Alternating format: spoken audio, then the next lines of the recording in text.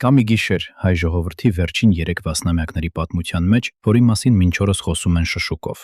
1999 թվականի հոկտեմբերի 27-ը։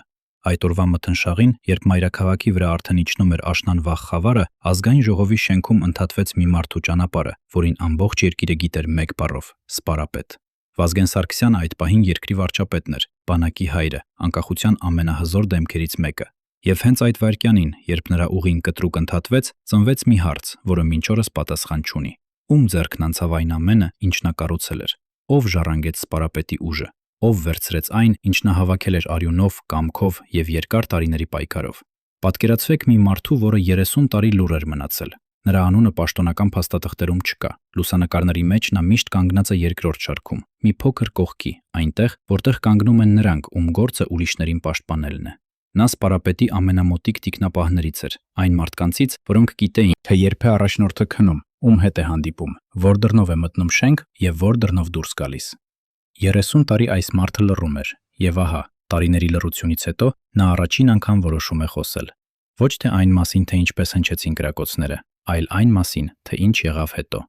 Թե ում ձեռքը հասավ սպարապետի ռեսուրսներին, նրա կապերին, նրա մարդկանց, նրա ազդեցության ողջ ցանցին, նախքան մարմինը կհասցներ սառչել։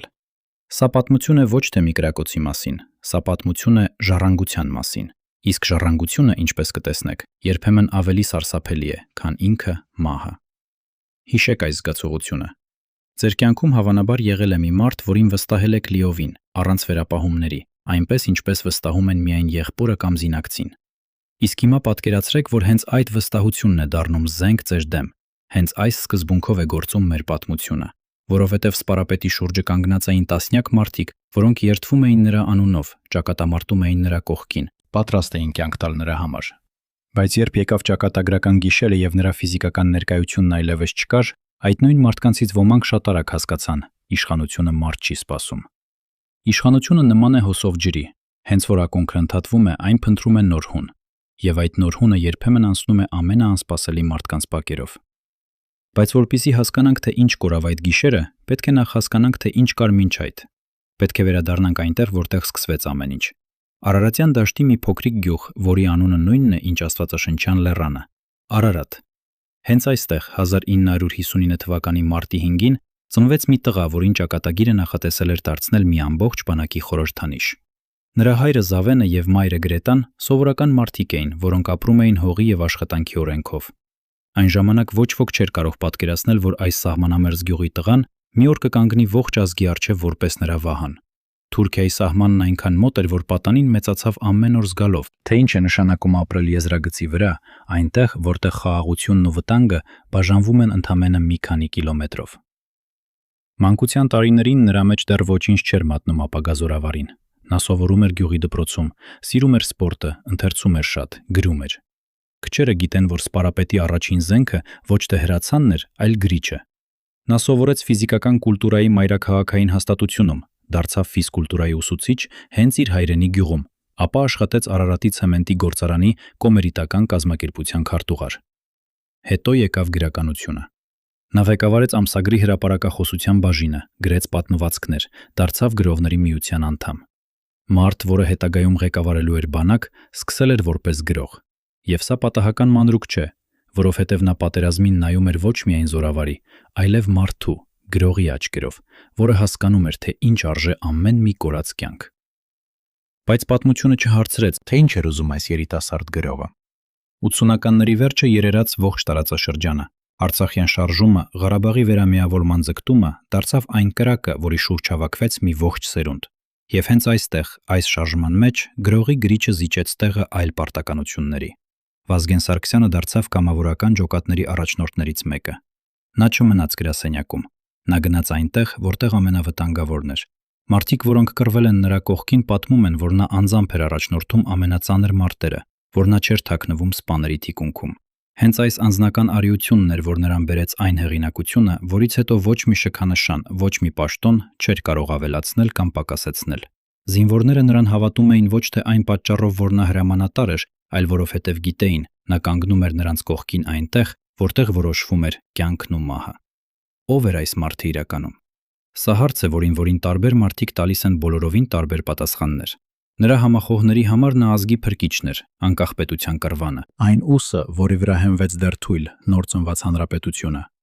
Նրա հակառակորդների համար նա ուժեղ ձեռքի մարդ էր, որի շուրջ կենտրոնացած էր չափազանց մեծ իշխանություն եւ որի մեթոդները միշտ չէ որ տեղավորվում էին ժողովրդավարության նուրբ կանոնների մեջ։ Ճշմարտությունը, ինչպես միշտ, գտնվում է ինչ որտեղ մեջտեղում, բայց մի բան անվիճելի է։ 1990-ականների վերջին Հայաստանում չկար մեկ այլ մարդ, որի մեկ խոսքով կարող էին շարժվել թե բանակը, թե նախկին մարտիկների հսկայական միությունը, թե իշխանության ամբողջ ուղղահայաց համակարգը։ Նա չէր կրում թակ, բայց իրականում նա կրում էր ավելին քան թակ։ Նա կրում էր վստահություն։ Իսկ վստահությունը այն միակ ռեսուրսն է, որը հնարավոր չէ ոչ գողանալ, ոչ էլ պարզապես ժառանգել։ Կամ կարելի է։ Հենց այս հարցն է, որ տանջում է մեզ։ Արդյոք հնարավոր է ժառանգել սպարապետի ուժը։ Իսկ եթե ոչ, ապա ինչ ստացան նրանք, ովքեր այնքան շտապեցին զբաղեցնել նրա տեղը։ Հիմա եկեք մտովի վերադառնանք այն շենքին։ Ազգային ժողովի դահլիճը, որտեղ տեղի ունեցավ ողբերգությունը, սովորական վայր էր։ Քաղաքական կյանքի ամենաձանձրալի, ձրալի, ամենաառօրեական մի անկյունը։ Պատգամավորներ, որոնք լսում էին հերթական զեկույցը, կառավարության անդամներ, որոնք պատասխանում էին հարցերին։ Ոչ ոք չէր սպասում, որ հենց այստեղ, այս ձանձրալի առօրեության մեջ, պատմությունը կանի իր ամենասուր շրջադադարձը։ Եվ հենց սա է ամենասարսափելին։ Մեծ ողբերգությունները հաճախ գալիս են ոչ թե փոթորկի, այլ խաղաղության պահին։ Այն վայրկյանին, երբ թվում է, թե ամեն ինչ վերահսկողության տակ է, թե վտանգն անցել է, թե կարելի է մի փոքր շունչ քաշել։ Բայց ինչ էր կատարվում այդ պատերի հետևում շատ ավելի վաղ։ Ինչ էր կատարվում այն ամիսներին, որոնք նախորդեցին ճակատագրական գիշերին։ Որովհետև պատմությունը մեզ սովորեցնում է, որ նման հարվածներ չեն ընկնում երկնքից, դրանք հասունանում են, դրանք նախապատրաստվում են ստվերում, լուռ, համբերատար։ Եվ եթե ուշադիր նայենք, ապա կտեսնենք, որ սպարապետի շուրջը արդեն վաղուց ինչ-որ բան էր կատարվում։ Մարդիկ, որոնք մոտ էին նրան, սկսել էին անհետանալ։ Ոչ թե հանկարծակի, ոչ թե միանգամից։ Մեկ առ մեկ, ճշգրիտ, սառնասրտորեն։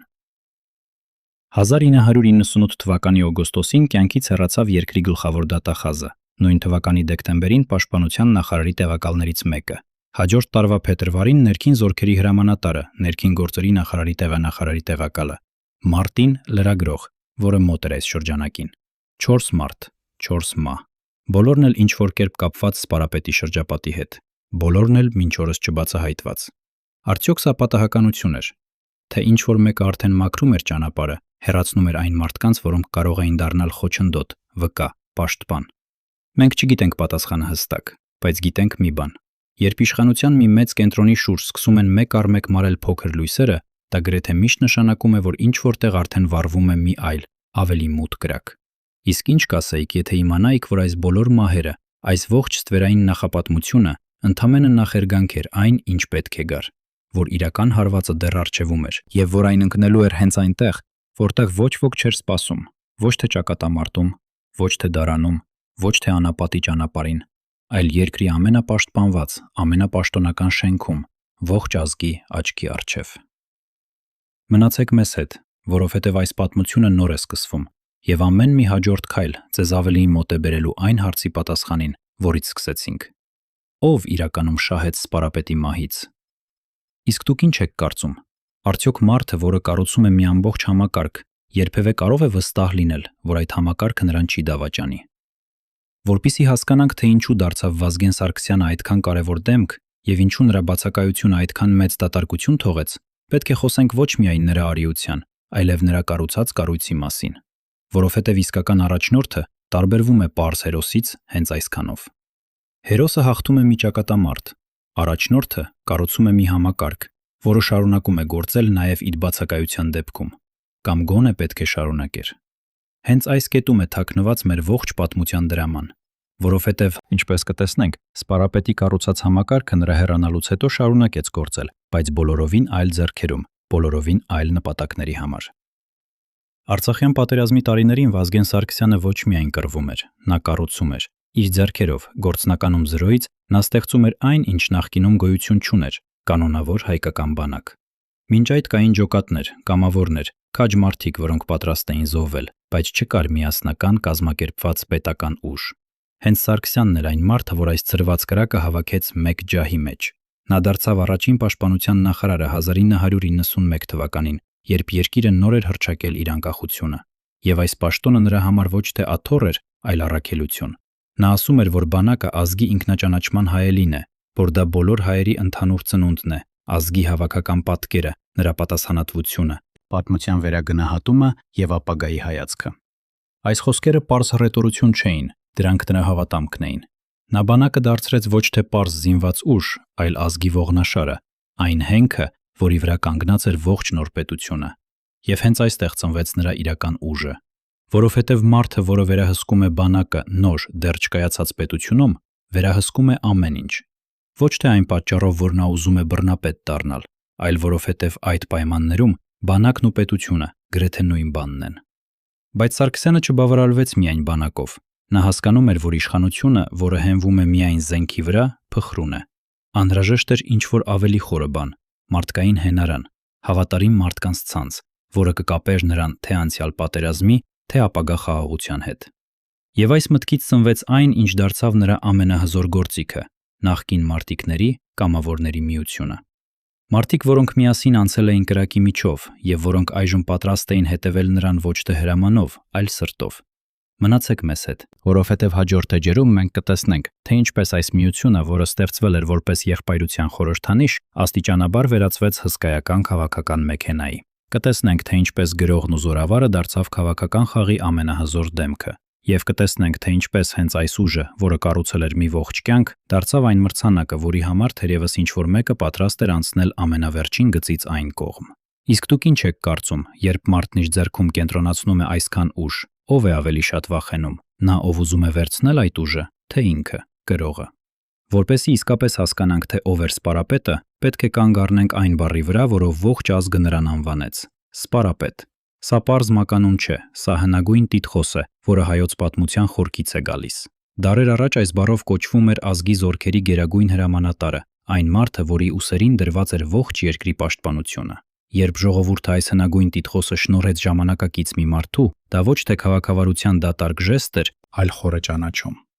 Ժողովուրդը կարծես ասում էր. «Դու մեզ համար ոչ թե պարզ նախարար ես, ոչ թե պաշտոնյա, այլ այն հին, լեգենդար կերպարի մարմնավորումը, որը մեր պատմության ամենածանր պահերին կանգնում էր ազգի եւ կործանման միջև»։ Եվ Սպարապետը կրում էր այս տիտղոսը ոչ թե որպես ծանրություն, այլ որպես պարտականություն։ Բայց նախքան այս տիտղոսը, նախքան բանակը, նախքան իշխանությունը, կար մի սովորական տղա Արարատյան դաշտի միտիմի գյուղում։ Արարատ, որը հին ժամանակներում կրում էր այլ անուն, գտնվում էր այնքան մոտ սահմանին, որ պարզ եղանակին երևում էր լեռան վեհ ուրվագիծը, այն լեռան, որը դարեր շարունակ եղել է հայ ժողովրդի կարոտի եւ ինքնության խորհրդանիշը։ Հենց այս ֆոնի վրա մեծացավ ապագա Սպարապետը։ Վրա ընտանիքը հարուստ չէր։ Հայրը Զավենը եւ մայրը Գրետան ապրում էին պարզ աշխատավոր կյանքով։ Տղան փոքրուց սովորեց, թե ինչ է նշանակում աշխատանք, ինչ է նշանակում պատասխանատվություն, ինչ է նշանակում ապրել հողի վրա, որը ամեն օր հիշեցնում է իր մասին։ Այս վաղ տարիները ձևավորեցին նրա բնավորության հիմքը՝ համառություն, ուղղամտություն եւ մի խորը, գրեթե ֆիզիկական կապ հայրենի հողի հետ։ Դպրոցական տարիներին նա աչքի էր ընկնում ոչ թե կռվարարությամբ, ինչպես կարելի էր սպասել ապագա զորավարից, այլ ընթերցանության հանդեպ սիրով։ Նա շատ էր կարդում։ Գրքերը նրա համար պատուհան էին դեպի այլ աշխարհներ, դեպի պատմություն, դեպի մեծ գաղափարներ։ Հետո եկավ սպորտը։ Նա ուսանեց ֆիզիկական կուլտուրայի ոլորտում մայրաքաղաքում եւ վերադառնալով հայրենի գյուղ, դարձավ ֆիզկուլտուրայի ուսուցիչ։ Պատկերացրեք այս պատկերը։ Ապագա Սպարապետը կանգնած է գյուղի դպրոցի բակում, շրջապատված երեխաներով, սովորեցնում է նրանց վազել, ցատկել, ուժ ձեռք բերել։ Այս մարդը, որը հետագայում առաջնորդելու էր բանակներ, սկսել էր երեխաներին ուժ եւ կարգապահություն սովորեցնելուց։ Հետո նրա կյանք մտավ գրականությունը, ավելի լուրջ ձևով։ Նա աշխատեց գրական ամսագրում, ղեկավարեց հրապարակախոսության բաժինը, գրեց պատմվածքներ, դարձավ գրողների միության անդամ։ Սա Սպարապետի այն կողմն է, որը հաճախ մոռանում են։ Նա բառերի մարդ էր, ոչ միայն զենքի։ Նա հասկանում էր լեզվի ուժը, պատմության կշիռը, գաղափարի նշանակությունը։ Եվ թերևս հենց այս գրողական խառնվածքն էր, որ հետագայում նրան թույլ տվեց ոչ միայն կռվել, այլև ձևակերպել, թե ինչի համար է կռվում։ Շատ զորավարներ գիտեն, թե ինչպես հաղթել ճակատամարտում, քչերը գիտեն, թե ինչպես բացատրել, ինչու է այդ ճակատամարտը կարևոր։ Սպարապետը գիտեր երկուսն էլ, բայց պատմությունը կանչեց նրան, եւ նա չմերժեց կանչը։ 80-ականների վերջը դարձավ ողջ տարածաշրջանի համար մի մեծ ցնցման ժամանակ։ Արցախյան շարժումը, ձգտումը վերամիավորելու հայաշատ հնագույն հողը մայր հայրենիքին, դարձավ այն կրակը, որի շուրջ վառվեց մի ողջ սերունդ։ Մարդիկ, որոնք երեք դեռ ուսուցիչ էին, ինժեներ, բանվոր, գրող, հանկարծ հայտնվեցին պատմության կիզակետում, եւ նրանցից շատերը պետք է որոշում կայացնեին, որը կփոխեր իրենց ողջ կյանքը՝ մնալ կողքից դիտող, թե մտնել պայքարի մեջ։ Սպարապետը երկար չմտածեց։ Նա մտավ պայքարի մեջ ամբողջ էությամբ։ Կամավորական ջոկատների առաջնորդություն, ահա թե որտեղ ձևավորվեց այն հեղինակությունը, որը հետագայում դարձավ նրա ամենամեծ ռեսուրսը։ Որովհետև պատերազմում մարդիկ շատ արագ հասկանում են, թե ով է իրական առաջնորդ եւ ով է միայն խոսքի մարդ։ Իրական առաջնորդը նա է, որը գնում է առաջ, ոչ թե հրամայում է հետևից։ Մարդիկ, որոնք կռվել են Սպարապետի կողքին, պատմում են, որ նա չէր մնում ապահով հեռավորության վրա։ Նա անձամբ էր լինում ամենավտանգավոր տեղերում։ Նա կիսում էր զինվորների հետ ոչ միայն հաղթանակը, այլև վտանգը, սովը, ցուրտը, կորստի ցավը։ Եվ հենց այս բանն էր, որ նրան բերեց վետերանների այն անսահման հարգանքը, որը ոչ մի պաշտոն, ոչ մի շքանշան չէր կարող գնել։ Այս հարգանքը վաստակվում էր միայն մեկ ձևով՝ արյունով եւ անձնական քաջությամբ։ 1991 թվականին, երբ երկիրը հռչակեց իր անկախությունը, Սպարապետը դարձավ առաջին պաշտոնության նախարարը։ Բայց ինչ ժառանգություն ստացավ նա այս պաշտոնի հետ։ Գրեթե ոչինչ։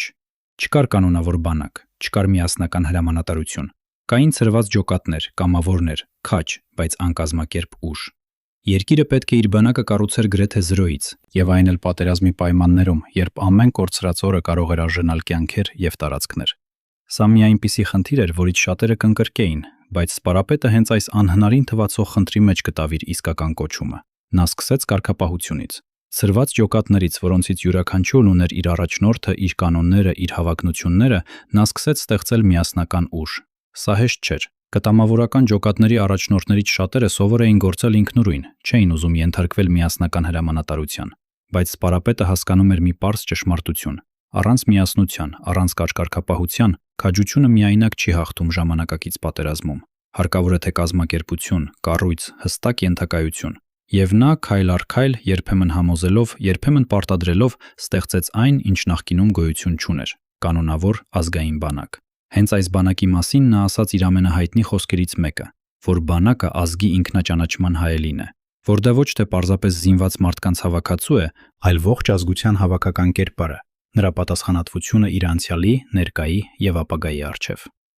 Այս միտքը խորն էր։ Սպարապետի համար բանակը ոչ թե բռնության գործիք էր, այլ ազգի ողնաշար, այն կառույցը, որի շուրջ կարող էր կազմակերպվել ողջ պետությունը։ Թույլ բանակ ունեցող ազգը նրա կարծիքով դատապարտված էր կրկնելու անցյալի ողբերգությունները։ Ուժեղ բանակ ունեցող ազգը կարող էր պաշտպանել իր գոյության իրավունքը։ Եվ նա իր կյանքը նվիրեց հենց այս ուժեղ բանակի ստեղծմանը։ Արցախյան պատերազմի ընթացքում նրա անունը դարձավ հաղթանակի հոմանիշ։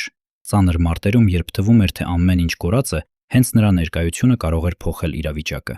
Զինվորները գիտեին, որ եթե Սպարապետը կողքին է, ապա հանձնվել չկա։ Այս հոգեբանական գործոնը թերևս ոչ պակաս կարևոր էր, քան զենքն ու ռազմավարությունը, որովհետև պատերազմը հաղթվում է ոչ միայն մարտի դաշտում, այլև մարդկանց հոգիներում։ Իսկ Սպարապետը գիտեր, թե ինչպես պահել մարդկանց հոգին ամուր, նույնիսկ ամենածանր պահերին։ Բայց ինչպես ամեն ուժեղ դեմք, նա ուներ նաև իր քննադատները։ Իրավապաշտպան շրջանակները, ինչպես նաև որոշ քաղաքական ուժեր քննադատում էին նրան չափազանց մեծ ուժի կենտրոնացման համար, որոշ ընտրությունների ժամանակ նրա դերի համար, ուժի կիրառման մեթոդների համար։ Եվ սա պետք է ազնվորեն ասել։ Սպարապետը հրեշտակ չէր։ Նա ուժեր ձեռքի մարդ էր, որը երբեմն գործում էր կոշտ, որի համար ազգի կայունությունն ու անվտանգությունը հաճախ կանգնում էին ձևական ընթացակարգերից վեր։ Նրա կողմնակիցները սա համարում էին անհրաժեշտություն ծանր ժամանակներում, նրա հակառակորդները ժողովրդավարության խախտում։ Ճշմարտությունը թերևս պարունակում է երկուսն էլ։ Ուժեղ առաջնորդները հազվադեպ են լինում պարզ։ Դրանք միաժամանակ եւ կառուցում են, եւ ճնշում, եւ պաշտպանում, եւ վախն է շնչում։ Հենց այս երկակիությունն է, որ դարձնում է Սպարապետի կերպարը այդքան բարդ եւ այդքան հետաքրքիր։ Մի կողմից գրողը, որը գիտեր բառերի արժեքը, մյուս կողմից զորավարը, որը գիտեր ուժի լեզուն։ Մի կողմից ազգի վահանը, փրկիչը, մյուս կողմից քաղաքական գործիչը, որի մեթոդները միշտ չէ, որ էին փափուկ։ Մի մարդու մեջ ապրում էին այս բոլոր կողմերը, եւ թերևս հենց այս բարդությունն էր, որ նրան դարձնում էր այդքան հզոր եւ միաժամանակ այդքան վտանգավոր այն մարդկանց համար, ովքեր մրցում էին նրա հետ իշխանության համար։ Իսկ դուք ինչ եք կարծում։ Արդյոք հնարավոր է ընդհանրապես կառուցել ուժեղ պետություն առանց ուժեղ ձեռքի։ Թե ամեն ուժեղ ձեռք վաղ թե ուշ սկսում է ճնշել հենց այն ազատությունը, որը պետք է պաշտպաներ։ Սա հարց է, որի շուրջ տարեր շարունակ վիճում են փիլիսոփաները։ Եվ սպարապետի պատմությունը այս հավերժական վեճի ևս մեկ գլուխ է, որովհետև նա, ով ստեղծեց ազգի վահանը, ինքն էլ դարձավ այդ ուժի և կրողը, և զոհը։ Մնացեք մեզ հետ, որովհետև հաջորդ էջերում մենք ավելի խորը կնայենք, թե ինչպես այս ռազմական հեղինակությունը վերածվեց քաղաքական ուժի և ինչպես այդ ուժը դարձավ այն մրցանակը, որի համար թերևս ինչ-որ մեկը պատրաստ էր անցնել ամենավերջին գծից այն կողմ։ Կա սպարապետի կերպարի մի կողմ, որը հատկապես ուժեղ է հնչում հենց հիմա, երբ գիտենք, թե ինչպես ավարտվեց ամեն ինչ։ Նրա գրած և ասած խոսքերը։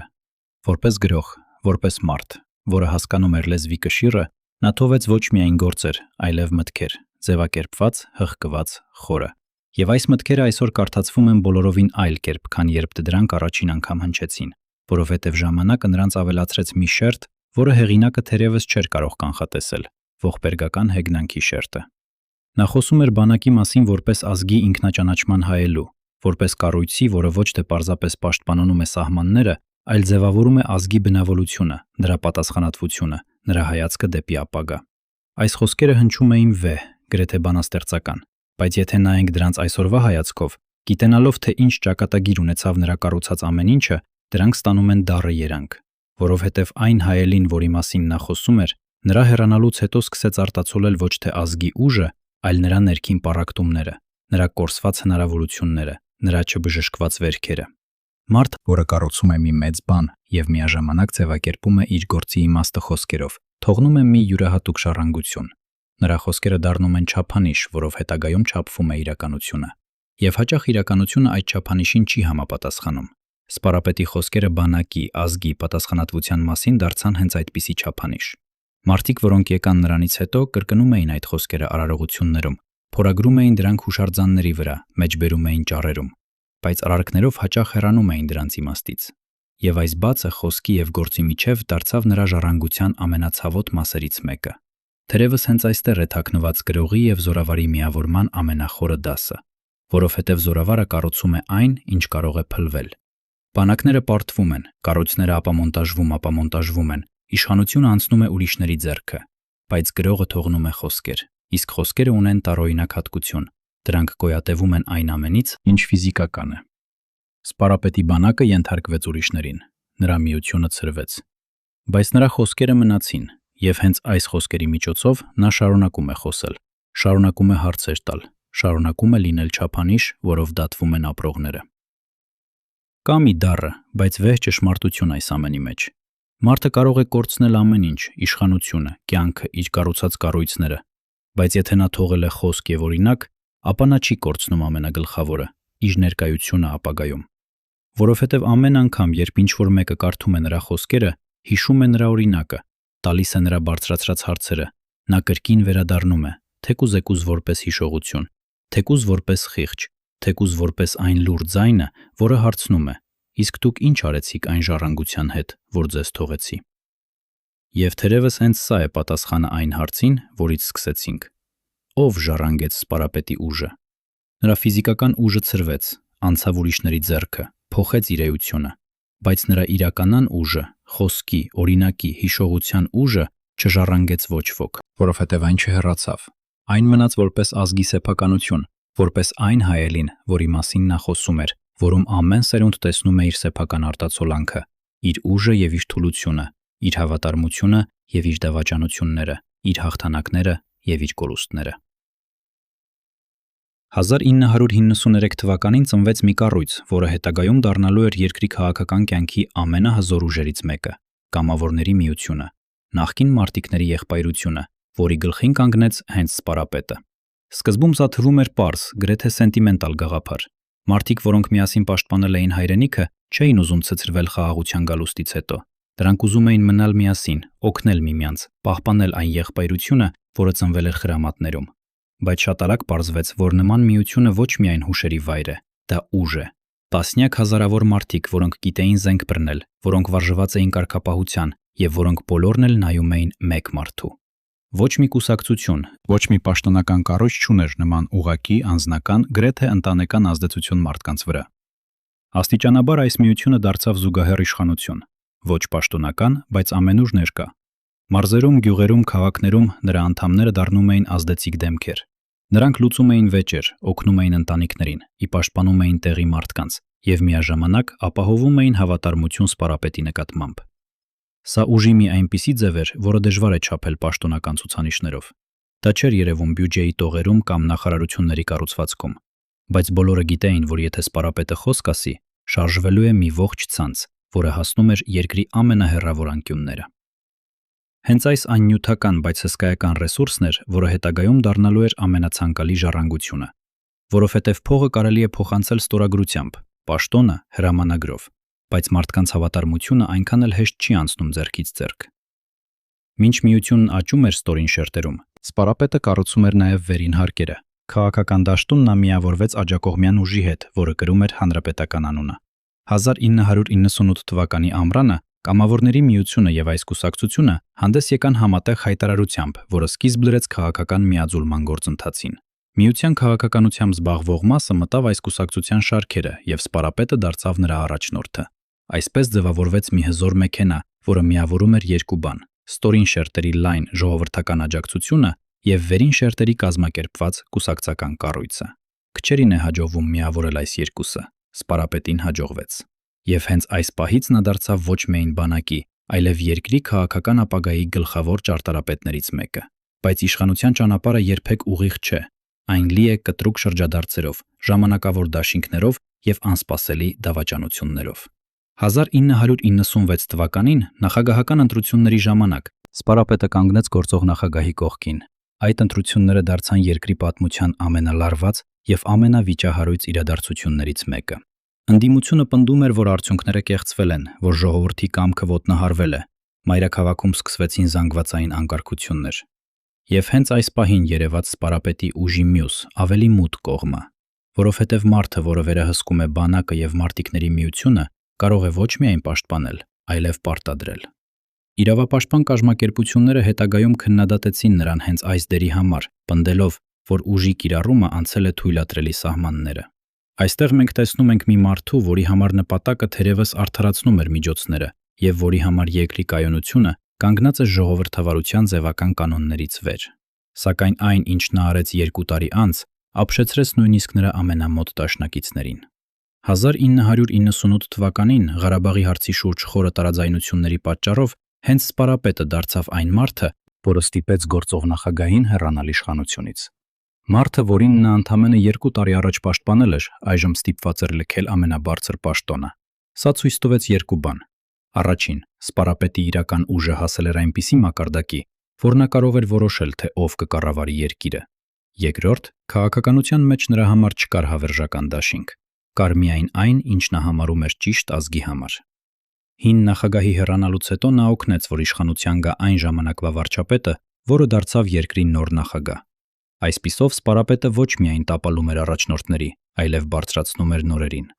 Նա դարձել էր թագադիր, իսկ թագադիրները, ինչպես հուշում է պատմությունը, հաճախ ավելի վտանգավոր դիրքում են, քան իրենք, թագավորները, որովհետև նա, ով կարող է թագ դնել մեկի գլխին, տեսականորեն կարող է այն վերցնել նաև մյուսից։ Եվ նոր իշխանավորները, որքան էլ երախտապարտ թվային, երբեք չեն մոռանում այս փաստը։ Հենց այստեղ է թաքնված մեր պատմության ամենանուրբ լարը։ Պատկերացրեք 2 ուժեղ մարդու, որոնք միասին են բարձրացել իշխանության գագաթը, բայց որոնցից յուրաքանչյուրը գիտի, որ գագաթին տեղ կա միայն մեկի համար։ Արտաքուստ, դաշնակիցներ։ Ներքուստ, մրցակիցներ, որոնք ուշադիր հետևում են միմյանց ամեն քայլին։ Սպարապետը վերահսկում էր բանակը, մարտիկների միությունը, քաղաքական մեքենան։ Նոր նախագահը վերահսկում էր պետական ապարատը, անվտանգության կառույցները, պաշտոնական լծակները։ 2 հսկայական ուժ, որոնք ստիպված էին գոյակցել մեկ փոքրիկ երկրում։ Եվ ամեն ոք, ով հասկանում է իշխանության տրամաբանությունը, գիտի, որ նման հավասարակշռությունը երբեք երկար չի տևում։ Վաղ թե ուշ մեկը պետք է գերակշռի։ Հարցը միայն այն էր, թե ով եւ ինչ գնով։ 1999 թվականին այս հավասարակշռությունը կտրուկ փոխվեց։ Խորհրդարանական ընտրությունների նախաշեմին սպարապետը կնքեց դաշինք, որը շատերին թվաց անհնարին։ Նա միավորվեց մի մարդու հետ, որը խորհրդային տարիների ամենահայտնի առաջնորդներից էր, ժողովրդի մեջ հսկայական հարգանք վայելող դեմք։ Այս 2 մարդիկ, ռազմական հերոսն ու հին քաղաքական դպրոցի ներկայացուցիչը, ստեղծեցին ընտրական դաշինք, որը կրում էր Միասնության անունը։ Եվ այս դաշինքը հաղթեց։ Ժողովուրդը նրանց տվեց իր ձայնը, որովհետև մարդիկ տեսնում էին նրանց մեջ կայունության, ուժի և արդարության խոստումը։ Հաղթանակից հետո Սպարապետը դարձավ վարչապետ, իսկ նրա դաշնակիցը խորհրդարանի նախագահ։ Երկու ամենահզոր պաշտոնը երկրում այժմ պատկանում էին այս դաշինքին։ Իշխանության ճոճանակը կտրուկ թեքվեց դեպի նրանց կողմը։ Թվում էր, թե ոչինչ չի կարող կանգնեցնել այս հաղթական երթը։ Բայց հենց այս ամենաբարձր կետում, հենց այս հաղթանակի գագաթին սկսում է հնչել մի լուռ, անտեսանելի ժամացույցի տկտկոցը։ Որովհետև երբ իշխանության ճոճանակը այսքան կտրուկ թեքվում է մի կողմ, մյուս կողմում ինչ-որ մեկը կորցնում է ամեն ինչ։ Եվ կորցնելու վախը մարդկանց երբեմն մղում է այնպիսի քայլերի, որոնց մասին նրանք երբեք չէին մտածի սովորական ժամանակներում։ Մայրաքաղաքի միջանցքներում սկսեցին պտտվել շշուկներ, ինչ-որ բան լարված էր օդում։ Մարդիկ, որոնք լավ էին զգում քաղաքական մթնոլորտը, ասում էին, որ վերահաս է մի բախում, որ երկու հսկայական ուժ չեն կարող երկար գոյակցել կողք կողքի։ Բայց ոչ ոք չէր պատկերացնում, թե այդ բախումը կընդունի այսքան արյունոտ ձև։ Բոլորը մտածում էին քաղաքական պայքարի, հնարավոր հրաժարականների, կուլիսային ինտրիգների մասին։ Ոչ ոք չէր մտածում այն, ինչ իրականում պետք է գար։ Հենց այս ֆոնի վրա պետք է վերադառնանք այն մութ շարքին, որի մասին արդեն հիշատակեցինք՝ Սպարապետի շրջապատի մարդկանց անհետացումներին։ Որովհետև այս մահերը պատահական չէին, նաև ժամանակի առումով։ Դրանք ուղեկցում էին Սպարապետի վերելքին։ Որքան բարձրանում էր նա, այնքան ավելի շատ էին մարում նրա շուրջ եղած լույսերը։ Գլխավոր դատախազը, որը կարող էր շատ բան իմանալ իշխանության կուլիսների մասին, պաշտպանության նախարարի տեղակալը, որը մոտ էր ռազմական գործերի ամենանուրբ կողմերին, ներքին զորքերի հրամանատարը, մարդ, որի ձեռքում էին իրական ուժի լծակները, լրագրողը, որը թերևս շատ բան գիտեր և կարող էր գրել։ 4 տարբեր մարդիկ, 4 տարբեր ոլորտներ, բայց բոլորն են ինչ-որ թելով կապված այս շրջանակին։ Ինչ նշանակում էին այս մահերը։ Մինչ օրս չկա պաշտոնական համոզիչ պատասխան։ Ոմանք ասում էին, որ դրանք քրեական աշխարհի հաշաշվեհարդարներ էին։ Ոմանք տեսնում էին դրանց հետևում քաղաքական ինտրիգ, փորձ թուլացնելու Սպարապետին, հեռացնելով նրա հենասյուներին։ Ոմանք էլ պնդում էին, որ սա ընդամենը դժբախտ պատահարների շարք էր, որ մենք միտում ունենք կապեր փնտրել այնտեղ, որտեղ կա միայն ողբերգական զուգադիպություն։ Բայց մարդկային միտքը այդպես չի աշխատում։ Երբ 4 մարդ, որոնք բոլորն էլ կապված են մեկ կենտրոնի հետ, հեռանում են կյանքից մեկ տարվա ընթացքում, դժվար է հավատալ պարզ պատահականությանը։ Եվ եթե սրանք իսկապես նախապատրաստության նշաններ էին, ապա հարց է առաջանում. ով էր այդ համբերատար, սառնասիրտ ուժը, որը մեկ առ մեկ հեռացնում էր խավատախտակից Սպարապետի ֆիգուրները։ Հենց այս հարցն է, որ մեզ տանում է դեպի ամենակարևորը՝ ռեսուրսների հարցին։ Որովհետև Սպարապետը, ինչպես տեսանք, վերահսկում էր հսկայական ուժ։ Բանակ, մարտիկների միություն, քաղաքական մեքենա, տնտեսական կապեր, մարդկանց հավատարմություն։ Այս ամենը միասին կազմում էր մի այնպիսի կենտրոն, որի շուրջ պտտվում էր երկրի ողջ կյանքը։ Բայց ամեն կենտրոն ունի մի թույլ կետ, եւ այդ կետը հենց ինքն է՝ կենտրոնի սիրտը։ Քանի դեռ կա այդ սիրտը, ողջ համակարգը գործում է որպես միասնական օրգանիզմ։ Բայց եթե այդ սիրտը կանգ առնի, ինչ կլինի մնացած ամեն ինչի հետ։ Բանակը, միությունը, կապերը, ռեսուրսները, ուր կգնան դրանք։ Ով կհավաքի ծրված թելերը։ Սա հենց այն հարցն է, որը թերևս արդեն մտածում էր ինչ-որ մեկը։ Մինչ Սպարապետը կառուցում էր եւ հաղթում, մինչ նա միավորում էր ուժերը եւ բարձրանում իշխանության գագաթը, ինչ որտեղ ստվերում ինչ-որ մեկը հաշվարկում էր։ Սառնասրտորեն, համբերատար, քայլ առ քայլ։ Ինչ կլինի, եթե ջինջ կլինի, եթե այս կենտրոնի սիրտը հանկարծ կանգ առնի։ Ով կշահի, ով կկորցնի։ Եվ ինչպես կարելի է լինել նրանց մեջ, ովքեր կշահեն։ Մենք չենք կարող հաստատ ասել, որ նման հաշվարկ իրականում արվել է, բայց հետագա իրադարձությունները, ինչպես կտեսնեք, այնքան ճշգրիտ էին, այնքան լավ համընկնում էին ինչ-որ մեկի շահերի հետ, որ դժվար է ամբողջությամբ մերժել այս միտքը։ Մնացեք մեզ հետ, որովհետև մենք մոտենում ենք մեր պատմության ամենամութ էջին։ Հաջորդ գլխում մենք կանցնենք այն գիշերը, որը փոխեց ամեն ինչ։ Կտեսնենք, թե ինչպես, ընդամենը մի քանի րոպեի ընթացքում փլվեց այն ողջ կառույցը, որը կառուցվել էր տարիների ընթացքում։ Եվ կսկսենք հասկանալ, թե ինչու հենց այս ողբերգությունից հետո որոշ մարդիկ բարձրացան, իսկ ուրիշները ընդմիշտ անհետացան քաղաքական դաշտից։ Իսկ առայժմ մտածեք այս հարցի շուրջ։ Եթե դուք լինեիք այն մարդը, որը կորցնելու ամեն ինչ ուներ Սպարապետի վերելքից, ինչ կանեիք։ Կհաշտվեիք պարտության հետ։ Թե կփնտրեիք մի ճանապարհ, որի մասին ազնիվ մարդիկ նույնիսկ չեն համարձակվում մտածել։ Բայց նախքան այդ գիշերին անցնելը, արժե կանգ առնել մի կարևոր մանրուքի վրա, որը հաճախ մոռանում են։ Սպարապետը մարդ էր։ Ոչ թե արձան, ոչ թե խորհրդանիշ, այլ կենդանի մարդ, իր ընտանիքով, իր կասկածներով, իր հոգնածությամբ։ Նրա շուրջ կային մարդիկ, որոնց նա սիրում էր, որոնց համար նա պատասխանատու էր զգում։ Եվ նա, ով կրում էր ողջ ազգի ծանրությունը, քաջ գիտեր, որ իր դիրքը վտանգավոր է։ Ասում են, որ վերջին ամիսներին նա ավելի լուռ էր դարձել, ավելի մտախոհ։ Ասում են, որ նա զգում էր, թե ինչ-որ բան լարված է օդում։ Բայց զգալը մի բան է, իսկ կանխելը բոլորովին այլ։ Քանի որ վտանգը, որը մոտենում էր, ուներ այնպիսի ձև, որին դժվար էր պատրաստ լինել։ Այն չէր գալիս ճակատից, ոչ էլ բացահայտ թշնամու կողմից։ Այն մոտենում էր ստվերից, ներսից, այնտեղից, որտեղ ոչ ոք չէր սպասում։ Հենց սա է իշխանության ամենադառը ճշմարտությունը։ Որքան բարձր ես բարձրանում, այնքան շատ են աչքերը, որոնք հետևում են քեզ ոչ թե հիացմունքով, այլ հաշվարկով։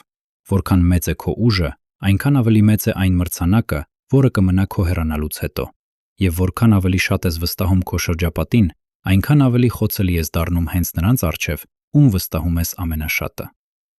Սպարապետը կառուցել էր մի կայսրություն ազդեցության, բայց ամեն կայսրությունություն, որ կանգնած է մեկ մարդու վրա, կրում է իր մեջ իր սեփական փլուզման սերմը, եւ այդ սերմը, ինչպես շուտով կտեսնենք, արդեն սկսել էր ծլել։ Հիմա եկեք ավելի մանրակրկիտ նայենք այն բանին, ինչ իրականում նշանակում է բառը ռեսուրս։ Որովհետև երբ խոսում ենք իշխանության ժառանգության մասին, պետք է հստակ հասկանանք, թե կոնկրետ ինչն էր այն, ինչ կարող էր անցնել մի ձեռքից մյուսը։ Սպարապետի ուժը կազմված էր մի քանի շերտից, եւ յուրաքանչյուրը արժեր ուշադիր դիտարկել։ Առաջին շերտը բանակն էր, ոչ թե պարզապես զորամասերն ու զենքը, այլ սպայական կազմի անձնական հավատարմությունը։ Տարիների ընթացքում սպարապետը իր շուրջ հավաքել էր մարդկանց, որոնք նրան հավատում էին ոչ թե կանոնադրությամբ, այլ սրտով։ Հրամանատարներ, որոնք նրա հետ անցել էին պատերազմի կրակը, սպաներ, որոնք իրենց կարիերայով պարտական էին նրան։ Սա հսկայական ուժ էր, բայց նաև փխրուն ուժ, որովհետև անձնական հավատարմությունը կապված է անձի հետ։ Հենց որ այդ անձը հեռանում է, հավատարմությունը սկսում է փնտրել նոր ուղղություն։ Երկրորդ շերտը մարտիկների միությունն էր։ Մենք արդեն խոսեցինք դրա մասին, բայց արժե ընդգծել մի կարևոր մանրուք։ Այս միությունը ոչ թե պարզ վետերանական կազմակերպություն էր, այլ ողջ երկիրը պատող ցանց։ Մարզերում նրա անդամները ունեին իրական ազդեցություն։ Նրանք կարող էին մոբիլիզացնել մարդկանց, ազդել տեղական որոշումների վրա, ապահովել կամ արգելափակել քաղաքական աջակցությունը։ Սա մի տեսակ զուգահեռ պետություն էր, ոչ պաշտոնական, բայց ամենուր ներկա։ Եվ կրկին այս ողջ ցանցը պահվում էր մեկ մարդու հեղինակությամբ։ Միությունը հզոր էր, քանի դեռ կար նա, ով այն միավորում էր։ Երրորդ շերտը քաղաքական մեքենան էր, կուսակցությունը, խորհրդարանական խմբակցությունը, դաշինքները։ Սա արդեն ավելի ֆորմալ ուժ էր, ավելի կառուցվածքային, բայց հենց այս ֆորմալ բնույթն էր, որ հետագայում թույլ տվեց, որ այս շերտը գոյատևի առանց սպարապետի եւ անցնի ուրիշների ձեռքը։ Որովհետև կուսակցությունը, ի տարբերություն անձնական հավատարմության, կարող է փոխել առաջնորդին եւ շարունակել գործել։ Չորրորդ շերտը տնտեսական կապերն էին, այն գործնական, նյութական հիմքը, որի վրա հենվում է ամեն իշխանություն։ Եվ վերջապես հինգերորդ, ամենաանտեսանելի, բայց ամենակարևոր շերտը՝ խորհրդանշական ուժը։ Սպարապետի կերպարը որպես ազգի վահան, որպես անկախության խորհրդանիշ։ Հենց այս վերջին շերտն էր, որ ոչ ոք չկարողացավ ժառանգել, որովհետև խորհրդանիշը կապված է կոնկրետ մարդու հետ եւ չի փոխանցվում։ Երբ նայում ենք այս 5 շերտերին միասին, հասկանում ենք, թե ինչու սպարապետի մահից հետո ստեղծվեց այսքան բարդ իրավիճակ, որովհետև այս շերտերը չանհետացան միաժամանակ։ Ոմանք ծրվեցին անմիջապես՝ խորհրդանշական ուժը, անձնական հավատարմությունը։ Ոմանք գոյատևեցին, բայց փոխեցին տիրոջը, կուսակցությունը, տնտեսական կապերը։ Եվ հենց այս անհավասար ճակատագիրն էր, որ որոշեց հետագա իրադարձությունների ողջ ընթացքը։ Նրանք, ովքեր ուզում էին ժառանգել սպարապետի ուժը, շատ արագ պարզեցին, որ չեն կարող վերցնել ամեն ինչ։ Կարելի էր վերցնել միայն այն, ինչ կարող էր գոյատևել առանց նրա։ Իսկ ամենաթանկ բանը, նրա անձնական հեղինակությունը, ընդմիշտ հեռացավ նրա հետ։ Հիմա վերադառնանք այն մութ շարքին, որի մասին արդեն հիշատակեցինք, սպարապետի շրջապատի մարդկանց անհետացումներին։ Արժե նայել դրանց ոչ թե որպես անանուն վիճակագրության, այլ որպես առանձին ճակատագրերի, որովհետև յուրաքանչյուրը մարդ էր եւ յուրաքանչյուրը ինչ որ բան գիտեր։ 1998 թվականի օգոստոսին կյանքից հեռացավ երկրի գլխավոր դատախազը։ Մտածեցեք այս պաշտոնի մասին։ Գլխավոր դատախազը այն մարդն է, որի ձեռքով անցնում են ամենազգայուն գործերը, որը գիտի թե ով ինչ է արել, որ իշխանության ամենամութ գաղտնիքները հաճախ կուտակվում են հենց նրա սեղանին։ Նման մարդու հեռանալը երբեք պարզ չէ։ Այն միշտ ինչ-որ բան փոխում է իշխանության նուրբ հավասարակշռության մեջ։ Նույն թվականի դեկտեմբերին հաջորդ հարվածը կյանքից հեռացավ պաշտպանության նախարարի տեղակալներից մեկը։ Սա արդեն ուղղակիորեն դիպչում էր սպարապետի սեփական տիրույթին, բանակին։ Մարդ, որը մոտ էր ռազմական ապարատի ամենանուրբ կողմերին, որը գիտեր կառավարման ներքին մեխանիզմները։ Հաջորդ տարվա փետրվարին եւս մեկ հարված, այս անգամ կյանքից հեռացավ ներքին զորքերի հրամանատարը, ներքին գործերի նախարարի տեղակալը։ Մարդ, որի ձեռքում էին իրական ուժի լծակները, որը վերահսկում էր այն ուժերը, որոնք կարող էին վճռորոշ դեր խաղալ ցանկացած ներքաղաքական ճգնաժամի ժամանակ։ Եվ վերջապես Մարտին։ Կյանքից հեռացավ լրագրող, որը մոտ էր այս շրջանակին։ Մարդ բառերի, որը կարող էր գրել, բացահայտել, փաստագրել։ 4 մարդ, 4 տարբեր ոլորտ՝ դատաիրավական, ռազմական, ուժային, լրատվական։ Բայց բոլորն էլ կապված էին մեկ կենտրոնի հետ, եւ բոլորն էլ կարող էին լինել կամ սպարապետի հենասյուները, կամ նրա գաղտնիքների կրողները։ Եվ ամենազարմանալին, այս բոլոր գործերը մնացին չբացահայտված, ոչ մի հստակ պատասխան, ոչ մի համոզիչ բացատրություն։ Կարծես ինչ-որ մեկը ոչ միայն հեռացնում էր այս մարդկանց, այլև մոհոք էր տանում, որ ճշմարտությունը երբեք դուրս չգա լույս աշխարհ։ Արդյոք սա պատահականությունների շարք էր։ Մարդկային միտքը դժվարությամբ է հավատում նման զուգադիպությունների, բայց ապացույց էլ չկա։ Կամ միայն մի անհանգստացնող օրինաչափություն, որը հետ նայելով թվում է չափազանց ճշգրիտ, պատահականություն լինելու համար։ Եթե ընդունենք թեկուզ որպես վարկած, որ այս մահերը նախապատրաստության նշաններ էին, ապա պետք է հարցնենք, ինչի նախապատրաստություն։ Պատասխանը թերևս հենց այն գլխավոր հարվածն էր, որը պետք է գար ավելի ուշ։ Որովհետև եթե ինչ-որ մեկը ծրագրում էր հեռացնել սպարապետին, ապա առաջին հերթին պետք էր թույլատրել նրա շուրջ եղած պաշտպանական օղակը, հեռացնել այն մարդկանց, որոնք կարող էին պաշտպանել նրան, վրեժ լուծել նրա համար կամ բացահայտել ճշմարտությունը։ Մեկ առ մեկ։ Համբերատար։ Որպեսզի վճռորոշ պահին սպարապետը մնար ավելի մերկ, ավելի խոցելի, քան երբևէ, սա կրկնում ենք միայն վարկածը, բայց դա այն վարկածն է, որը լավագույնս բացատրում է իրադարձությունների տրամաբանությունը։ Հենց այս ֆոնի վրա պետք է հասկանալ սպարապետի եւ երկրի նախագահի միջև եղած լարվածությունը։ Մենք արդեն ասացինք, որ նրանք միասին էին բարձրացել իշխանության գագաթը, բայց որ գագաթին տեղ կար միայն մեկի համար։ Հիմա ավելացնենք մի կարևոր նրբերանգ։ Այս երկու մարդիկ ոչ թե բացահայտ թշնամիներ էին, այլ դաշնակիցներ, որոնք ստիպված էին համագործակցել, միաժամանակ ուշադիր հետևելով միմյանց ամեն քայլին։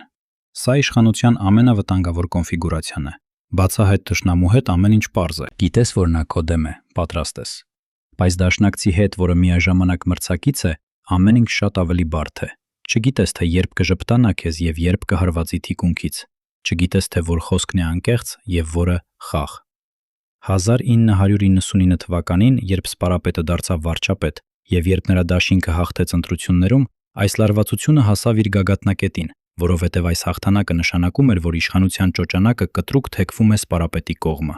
Նախագահի ձեռքում մնում էին ֆորմալ լծակներ, բայց իրական ուժը, բանակը, միությունը, խորհրդարանի մեծամասնությունը, վարչապետի աթոռը կենտրոնանում էր սպարապետի եւ նրա դաշնակցի շուրջ։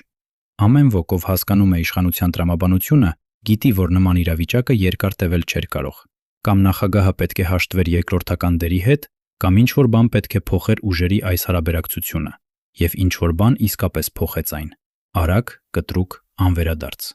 Բայց նախքան այդ ճակատագրական գիշերին անցնելը, արժե կանգ առնել եւս մեկ մտքի վրա։ Մենք հակված ենք պատմությունը տեսնել որպես անհատների պայքար։ Այս մարդը հարվածեց այն մարդուն, այս խումբը հաղթեց այն խմբին։ Բայց հաճախ իրականությունն ավելի բարդ է։ Երբեմն իշխանության փոփոխությունը ոչ թե մեկ մարդու ծրագիր է, այլ ողջ համակարգի ինքնապահպանման ռեֆլեքս։ Համակարգը, որը զգում է, որ մեկ դեմք դառնում է չափազանց հզոր, սկսում է ինքնաբերաբար աշխատել այդ դեմքի դեմ։ Ոչ թե դավադրությամբ, այլ բազմաթիվ մարդկանց փոքր որոշումների հանրագումարով, որոնք բոլորն էլ տեսնում են, որ իրենց շահը պահանջում է թույլատրել չափազանց հզորացածին։ Թերևս հենց այս երկու բացատրությունների միջև է թաքնված ճշմարտությունը։ Մի կողմից կոնկրետ մարդիկ, որոնք ունեին կոնկրետ շահ, մյուս կողմից համակարգ, որը չէր կարող հանդուրժել մեկ դեմքի այսքան ուժ։ Եվ սպարապետը իր ողջ հզորությամբ թերևս թերագնահատեց հենց այս երկրորդ ուժը, որովհետև մարդը կարող է հաղթել իր մրցակցին, բայց համակարգի դեմ պայքարելը շատ ավելի դժվար է, որովհետև համակարգը չունի մեկ տենք, որին կարելի է հարվածել։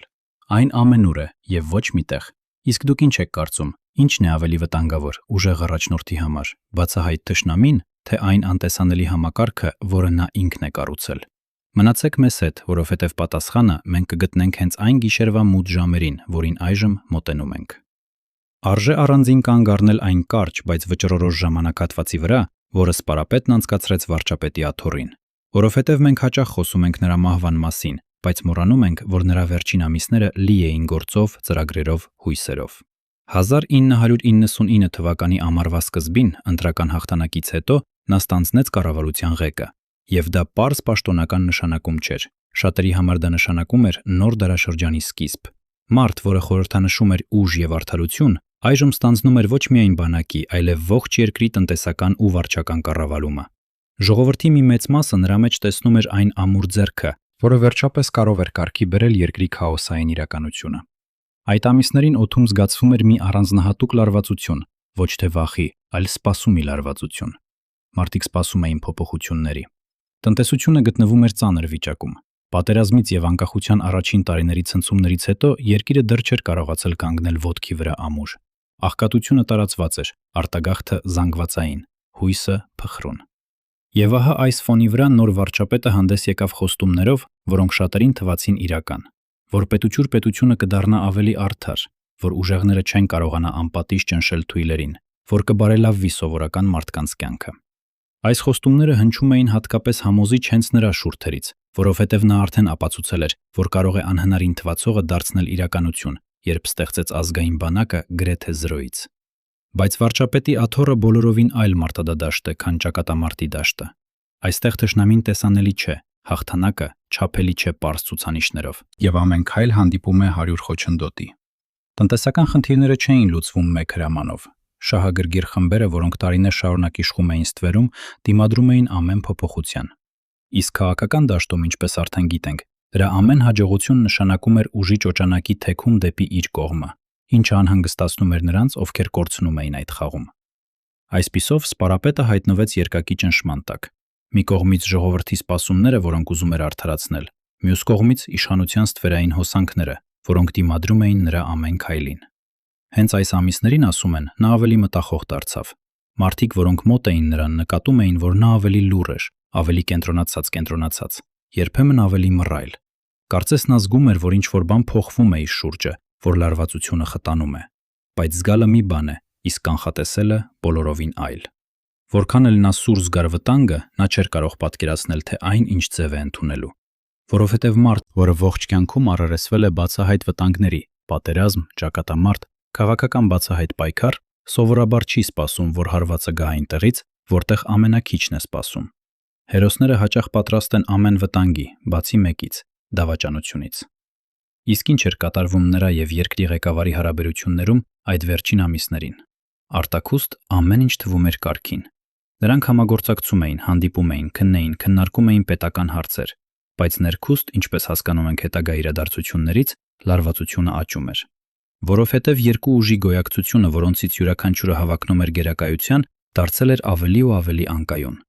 Վարչապետի աթոռին նստած սպարապետը այլևս ոչ թե մեկն էր մի քանի ազդեցիկ դեմքերից, այլ երկրի փաստացի ամենահզոր մարդը, բանակով, միությունով, խորհրդարանական մեծամասնությամբ եւ այժմ նաեւ գործադիր իշխանության ողջ ապարատով։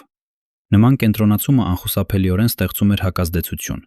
Հենց այս ֆոնի վրա պետք է հասկանալ, թե ինչու ճակատագրական գիշերը, երբ այն եկավ, այդքան ճշգրիտ հարվածեց հենց այս կոնֆիգուրացիային։ Ընդհատվեց ոչ միայն սպարապետի ուղին, այլև նրա ամենամոտ դաշնակցի, խորհրդարանի նախագահի ուղին։ Մեկ հարվածով վերացվեց ողջ այն դաշինքը, որը մի քանի ամիս առաջ հաղթել էր ընտրություններում եւ կենտրոնացրել իր ձեռքում երկրի ամենահզոր լծակները։ Եթե ինչ-որ մեկը ուզում էր վերականգնել ուժի կորսված հավասարակշռությունը, ապա դժվար էր պատկերացնել ավելի արդյունավետ միջոց։ Կրկնում ենք, սա ապացույց չէ, այլ դիտարկում, բայց դիտարկում, որը չափազանց ճշգրիտ է, որպիսի այն պարզապես անտեսել։ Մտածեք, թե ինչ կորավ այդ վերջին ամիսների հետ։ Ոչ միայն մարդը, կորավ նաև մի հնարավորություն։ Հնարավորությունը տեսնելու, թե ինչ կաներ սպարապետը որպես վարչապետ, եթե նրան ժամանակ տրվեր։ Կկարողանար նա իրականացնել իր խոստումները, կհաղթահարեր տնտեսական դժվարությունները, կդիմակայեր ստվերային ուժերին, թե նրա ուժեղ ձեռքը ի վերջո կբերեր նոր խնդիրների, նոր լարվածությունների։ Մենք երբեք չենք իմանա, որովհետև նրան տրվեց ընդամենը մի քանի ամիս, եւ այդ ամիսները ընդհատվեցին այն պահին, երբ ամեն ինչ դեռ նոր էր սկսվում։ Եվ թերևս հենց այս չավարտվածությունն է, որ դարձնում է նրա պատմությունը այդքան ողբերգական։ Չավարտված կյանք, չավարտված գործ, չավարտված հնարավորություն։ Հատկապես դառն է մտածել այն մասին, թե որքան սովորական էր ամեն ինչ ճակատագրական օրվա առավոտին։ Ոչ ոք չզգաց, որ սա վերջին օրն է։ Սպարապետը արթնացավ, պատրաստվեց, գնաց աշխատանքի, ինչպես ցանկացած այլ օր։ Նրա առջև կային ծրագրեր, հանդիպումներ, որոշումներ, որոնք պետք է կայացվեին։ Նրա օրացույցում հավանաբար գրված էին ապագա շաբաթների, ապագա ամիսների գործերը։ Մարդ չի ապրում այնպես, կարծես ամեն օրը վերջինն է։ Մենք բոլորս կառուցում ենք ծրագրեր, կարծես ապագան երաշխավորված է։ Եվ հենց այս սովորական մարդկային հատկությունն է, որ դարձնում է հանկարծակի կորուստն այդքան ցնցող։ Որովհետև ոչ ոք պատրաստ չէր, ոչ ինքը, ոչ ընտանիքը, ոչ ազգը։ Այս սովորականության մեջ թաքնված է մի խորը դաս կյանքի փխրունության մասին։ Մարդ, որը վերապրել էր պատերազմ, որը բազմիցս նայել էր վտանգին ուղիղ աչքերի մեջ, որը կարող էր զոհվել տասնյակ ճակատամարտերում, ի վերջո ընդհատվեց ոչ թե մարտի դաշտում, այլ խաղաղ շենքում, սովորական աշխատանքային օրով։ Ճակատագրի այս դառը հեգնանքը հաճախ կրկնվում է պատմության մեջ։ Մարդիկ, որոնք փրկվում են հազար վտանգից, հաճախ ընդհատվում են այնտեղ, որտեղ ամենաքիչն են սպասում։ Կարծես ճակատագիրը սպասում է հենց այն պահին, երբ դու վերջապես իջեցնում ես պաշտպանությունդ, երբ վերջապես հավատում ես, որ ամենավատը հետևում է։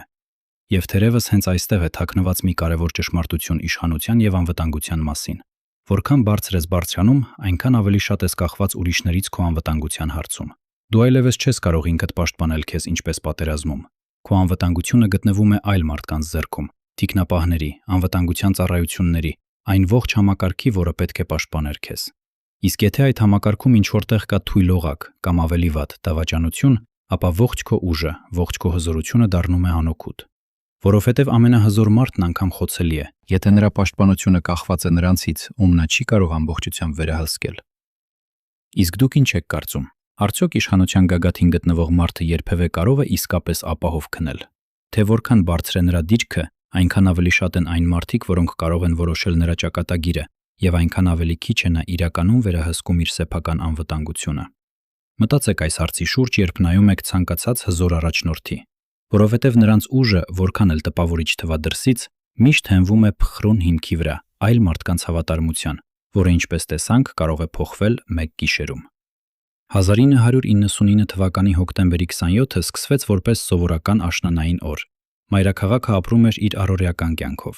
Ազգային ժողովի շենքում նախատեսված էր կառավարության հետ հանդիպում, սովորական մի նիստ, որի ժամանակ падգամավորները պետք է լսեին զեկույցներ եւ տային իրենց հարցերը։ Ոչինչ չէր նախանշում ողբերգություն։ Սպարապետը որպես վարչապետ գտնվում էր դահլիճում, շրջապատված իր դաշնակիցներով, կառավարության անդամներով, խորհրդարանի ղեկավարությամբ։ Այնտեղ էր նաև նրա ամենամոտ քաղաքական գործընկերը, խորհրդարանի նախագահը, այն մարդը, որի հետ նա ընդամենը մի քանի ամիս առաջ կնքել էր հաղթական դաշինքը։ Մի ամբողջ քաղաքական վերնախավ, հավաքված մեկ դահլիճում, մեկ տանիքի տակ։ Հետագայում շատերը նկատելու էին այս մանրուքը, թե որքան հարմար էր այդ պահը նրանց համար, ովքեր ուզում էին մեկ հարվածով փոխել երկրի ողջ քաղաքական պատկերը։ Երեկոյան ժամերին, երբ նիստը ընթանում էր իր սովորական հունով, շենք մտավ մի խումբ զինված մարդիկ։ Նրանք առաջնորդվում էին մի մարդու կողմից, որը նախկինում զբաղվել էր լրագրությամբ եւ որը պնդում էր, թե գործում է ազգի անունից, թե ուզում է փրկել երկիրը։ Այս մարդիկ ներս մտան զենքերը թաքցրած, անցան անվտանգության բոլոր կետերը եւ հայտնվեցին հենց դահլիճի սրտում։ Եվ հետո, ընդամենը մի քանի վայրկյանում, սովորական քաղաքական նիստը վերածվեց ազգային ողբերգության։ Հնչեցին կրակոցներ։ Դահլիճը, որը մի պահ առաջ լի էր ձանձրալի ելույթներով եւ քաղաքական վեճերով, ընկղմվեց քաոսի մեջ։ Այս պահին ընդհատվեց ոչ միայն սպարապետի, այլև երկրի ղեկավարության մի ողջ շերտի ուղին։ Վարչապետը, խորհրդարանի նախագահը, փոխնախագահները, կառավարության անդամ, падգամավորներ, ընդամենը մի քանի րոպեի ընթացքում ընդհատվեց 8 մարդու կյանքը։ Եվս 7 մարդ ստացավ վիրավորումներ, իսկ դահլիճում մնացած տասնյակ մարդիկ դարձան պատանդ։ Պատկերացրեք այդ պահի սարսափը։ Մարդիկ, որոնք եկել էին սովորական աշխատանքային օրով, հանկարծ հայտնվեցին մահվան եւ կյանքի սահմանի վրա։ Ոմանք թաքնվում էին նստարանների տակ, ոմանք փորձում էին օգնել վիրավորներին։ Շենքից դուրս փողոցում շատ արագ հավաքվեց հսկայական ամբոխ։ Լուրը տարածվեց կայծակնային արագությամբ։ Ողջ երկիրը սառեց հեռուստաէկրանների առջև։ Ինչ որտեղ այդ ամբոխի մեջ կանգնած էին սպարապետին հավատարիմ մարդիկ, մարտիկներ, զինակիցներ, որոնք պատրաստ էին ներխուժել շենք եւ ազատել պատանդներին ուժով։ Մթնոլորտը այնքան լարված էր, որ ամեն վայրկյան կարող էր վերածվել նոր արյունահեղության։ Մի սխալ քայլ եւ ողբերգությունը կարող էր բազմապատկվել։ Հենց այս պահին սկսվեցին բանակցությունները, որոնք դարձան երկրի պատմության ամենաառեղծվածային էջերից մեկը։ Ուշ երեկոյան շենք ժամանեց երկրի նախագահը։ Նա ուղղատիորեն մտավ բանակցությունների մեջ զինված խմբի առաջնորդի հետ։ Եվ ահա այստեղ է թաքնված մի մանրուք, որը մինչ օրս հանգիստ չի տալիս հետազոտողներին։ Նախագահի եւ զինված խմբի առաջնորդի հանդիպումը տեղի ունեցավ առանց վկաների։ Թե ինչի մասին նրանք խոսեցին այդ առանձնազրույցում, մնաց անհայտ։ Ինչ խոստումներ տրվեցին, ինչ պայմաններ քննարկվեցին, այս ամենը ընկռմված է խավարի մեջ։ Զինված մարդիկ ունեին երկու հիմնական պահանջ։ Առաջին՝ հնարավորություն ստանալ ուղիղ եթերում դիմել ժողովրդին։ Երկրորդ՝ երաշխիք, որ իրենց թույլ կտան հանձնվել եւ կապահովեն արդար դատաքննություն։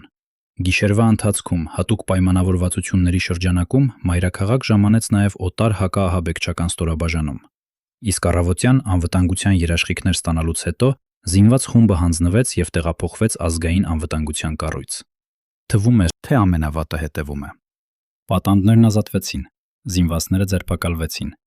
բայց իրականում մղձավանջը նոր էր սկսվում եւ ոչ թե դահլիճում, այլ ողջ երկրի քաղաքական մարմնում, որովհետեւ հենց ողբերգության հաջորդ ժամերին սկսվեց ինչ-որ բոլորովին այլ պայքար։ Պայքար այն բանի շուրջ, թե ով է մեղավոր, ով է շահել եւ ով այժմ պետք է վերցնի ղեկը։ Ողբերգության փոշին դեռ չէր նստել, երբ քաղաքական խաղատախտակի վրա սկսվեցին նոր սառնասիրտ տեղաշարժեր։ Արդեն առաջին գիշերը սկսեցին տարածվել շշուկներ։ Մարդիկ հարցնում էին միմյանց. ինչպես կարող էր նման բան տեղի ունենալ երկրի ամենապաշտպանված շենքում։ Ինչպես զինված մարդիկ անցան անվտանգության կետերը։ Ինչու հենց այդ պահին, երբ ողջ քաղաքական վերնախավը հավաքված էր մեկ դահլիճում, անվտանգությունը պարզվեց այդքան թույլ։ Եվ ամենագլխավորը, ում էր ձեռնտու այս ամենը։ Շատ արագ շշուկները վերածվեցին ուղակի մեղադրանքների։ Քաղաքական որոշ շրջանակներ սկսեցին բացահայտ մատնանշել երկրի նախագահին, պնդելով, որ հենց նա է կանգնած այս դավադրության հետևում, որ հենց նա է իրական շահառուն, որովհետև ինչպես արդեն տեսանք, սպարապետի եւ նրա դաշինքի վերելքը նշանակում էր նախագահի իշխանության սահմանափակում, իսկ սպարապետի եւ խորհրդարանի նախագահի միաժամանակյա հեռացումը մեկ հարվածով վերացնում էր այդ սահմանափակումը։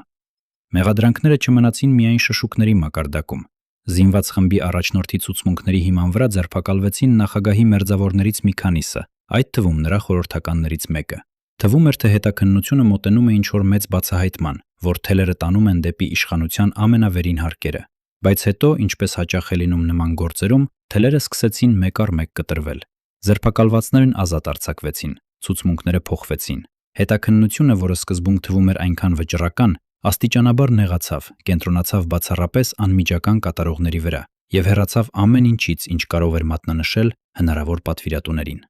Արդյունքում պաշտոնական վարկածը մնաց պարզ։ Մի խումբ մարդիկ, որոնք գործում էին ինքնուրույն, որոշեցին պատժել իշխանությանը։ Ոչ մի պատվիրատու, ոչ մի դավադրություն վերևում։ Միայն մի քանի մոլորված մարդ, զենքերով։ Բայց ժողովուրդը դժվարությամբ էր հավատում այս պարզ բացատրությանը։ Չափազանց շատ էին հարցերը, որոնք մնում էին անպատասխան։ Ինչու էր անվտանգությունն այդքան թույլ հենց այդ օրը։ Ինչի մասին խոսեցին նախագահն ու զինվածների առաջնորդը առանձնազրույցում։ Եվ հետո սկսեցին ի հայտ գալ ավելի մութ մանրուքներ։ Շշուկներ տարածվեցին, որ զինված խմբի առաջնորդը ինչ-որ կերպ կապված էր եղել անվտանգության կառույցների հետ, որ նա թերևս գործակալ էր եղել։ Տարիներ անց անվտանգության ծառայության բարձրաստիճան պաշտոնյաներից մեկը այս տեղեկությունը ոչ հերքեց, ոչ էլ հաստատեց, թողնելով հարցը կախված օդում։ Հատկանշական է, որ ողբերգության պահին այդ կառույցը ղեկավարում էր մի մարդ, որը հետագայում նույնպես դառնալու էր երկրի նախագահ եւ որը ողբերգությունից հետո հրաժարական տվեց իր պաշտոնից։ Ստվերային մանրուքները չավարտվեցին այստեղով։ Պատմվում է, որ զոհերի առաջնային զննությանը մասնակցած բուժաժ աշխատողներից մեկը հետագայում տարօրինակ հայտարարություն արեց, պնդելով, որ դահլիճում բացի հայտնի զինված խմբից եղել են նաեւ այլ զինված մարդիկ։ Այս մարդը շուտով հայտնվեց արտերկրում եւ այնտեղ էլ հեռացավ կյանքից տարօրինակ հանգամանքներում։ Տարօրինակ մահերը այսքանով չավարտվեցին։ Մարդիկ, որոնք կարող էին լույս սփռել այդ գիշերվա վրա, մեկ առ մեկ անհետանում էին, եւ ամեն նոր անհետացում ավելի էր խտացնում այն կասկածը, որ ճշմարտությունը շատ ավելի բարդ է, քան պաշտոնական վարկածը։ Դատավարությունը տևեց տարիներ, ի վերջո զինված խմբի առաջնորդը դատապարտվեց ցմահ ազատազրկման։ Նրա հետ դատապարտվեցին նաեւ մյուս մասնակիցները, ոմանք ցմահ, ոմանք երկար ժամկետներով։ Արդարությունը ձևականորեն իրականացավ, կատարողները պատժվեցին, բայց հարցը, որը մնաց ժողովրդի սրտում, այդպես էլ չստացավ պատասխան, որովհետև պատժել կատարողին եւ բացահայտել պատվիրատուին, սրանք երկու բոլորովին տարբեր բաներ են, եւ շատերի համոզմամբ իրական պատվիրատուները, եթե այդպիսիք եղել են, երբեք չնստեցին մեղադրյալների աթոռին։ Հենց այստեղ ծնվում է մեր պատմության ամենասուր հարցը։ Եթե նայենք սառնասրտորեն առանց հույզերի եւ պարզապես հարցնենք ինքներս մեզ, ով շահեց այս ողբերգությունից, պատասխանը մատնանշում է բոլորովին որոշակի ուղղություն։ Քանի որ Սպարապետի եւ նրա դաշնակցի հեռանալուց հետո իշխանության ճոճանակը, որը մի քանի ամիս առաջ այնքան կտրուկ թեքվել էր նրանց կողմը, նույնքան կտրուկ վերադարձավ հակառակ ուղղությամբ։ Այն ուժը, որը կորցնում էր ամեն ինչ Սպարապետի վերելքից, հանկարծ կրկին հայտնվեց առավելության դիդիրքում։ Սա ապացույց չէ, սա միայն դիտարկում է։ Բայց պատմությունը հաճախ խոսում է հենց նման դիտարկումների լեզվով։ Մնացեք մեզ հետ, որովհետև հաջորդ գլխում մենք կտեսնենք, թե ինչ եղավ հետո։ Թե ինչպես Սպարապետի ընտանիքը փորձեց պահպանել նրա ժառանգությունը, թե ինչպես նրա մարտիկների միությունը, որը մի ժամանակ սարսափ էր ներշնչում, աստիճանաբար կորցրեց իր ուժը, եւ թե ինչպես ի վերջո այն ամենը, ինչ կառուցել էր Սպարապետը, անցավ բոլորովին այլ մարդկանց ձեռքը։ Իսկ դուք ինչ եք կարծում։ Արդյոք ճշմարտությունը նման գործերում երբևէ դուրս է գալիս լույս աշխարհ։ Թե կան գաղտնիքներ, որոնք թաղվում են այնքան խորը, որ նույնիսկ ժամանակը անզոր է դրանք հանելու մակերես։ Արժե առանձին անդրադառնալ նաև այն մարդկանց, որոնք անմիջականորեն իրականացրին այդ գիշերվա արարքը, որովհետև ամեն պատմություն ունի ոչ միայն զոհ, այլև կատարող, եւ կատարողի շարժառիթը հաճախ բացում է ավելի շատ հարցեր, քան փակում։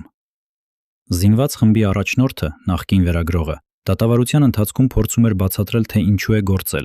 Նա պնդում էր, որ գործում է ազգի անունից, որ իշխանությունը կոռումպացված է եւ դավաճան, որ նա ուզում էր ցնցել համակարգը, արթնացնել ժողովրդին, պատժել նրանց, ում համարում էր մեղավոր երկրի ծանր վիճակի համար։ Նա ներկայացնում էր իրեն ոչ թե որպես հանցագործ, այլ որպես մի տեսակ արդարության գործիք, որպես մարդ, որը գործել է հանուն ավելի մեծ բարիքի։ Բայց հենց այստեղ է, որ նրա բացատրությունը սկսում է ճաքել,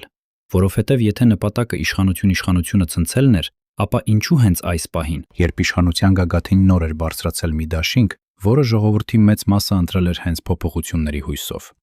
Մարդը, որին նա ընդհատեց, հենց նոր էր դարձել վարչապետ, հանդես գալով արդարության եւ բարեփոխումների խոստումներով։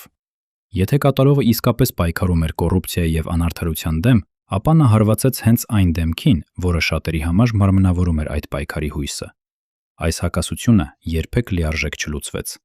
Եվ հենց այս հակասությունն է, որ սնում է կասկածը, թե արդյոք հայտարարված շարժառիթը իրականն էր, թե ընդամենը քող մի այլ ավելի խորը հաշվարկի վրա։ Կա նաև մեկ այլ ավելի հիմնարար հարց, որը հանգիստ չի տալիս հետազոտողներին։ Ինչպես կարող էր մի փոքր խումբ մարդկանց հաջողվել մեկ հարվածով ընդհատել մի ողջ պետության ղեկավարության ուղին։ Ինչպես նրանք անցան անվտանգության բոլոր կետերը զենքերը թաքցրած։ Ինչպես հայտնվեցին հենց դահլիճում, հենց այն պահին, երբ ողջ քաղաքական վերնախավը հավաքված էր մեկ տեղում։ Ժամանակակից պետությունները կառուցում են պաշտպանության բազմաթիվ շերտեր հենց այն բանի համար, որ նման բան անհնար դառնա։ Անվտանգության ստուգումներ, պահակային ծառայություն, օպերատիվ տվյալներ, կանխարգելիչ միջոցառումներ։ Եվ եթե այս ողջ համակարգը հանկարծ պարզվում է անզոր մի փոքր խմբի առջև, ապա հարց է առաջանում. արդյոք համակարգը պարզապես ձախողվեց, թե ինչ-որ տեղ ինչ-որ մեկը պարզապես աչք փակեց։ Պատմությունը մեզ սովորեցնում է, որ մի պետության ղեկավարությունը ընդհատելը գրեթե երբեք միայնակ մարդկանց գործ չէ։ Նման գործողությունները սովորաբար պահանջում են աջակցություն, տեղեկատվություն, ճիշտ պահի ընտրություն, պաշտպանական շերտերի թուլացում։ Հենց այս պատճառով պատմաբանները նման դեպքերում միշտ փնտրում են ոչ թե միայն կատարողին, այլև այն ենթատեքստը, որը հնարավոր դարձրեց արարքը։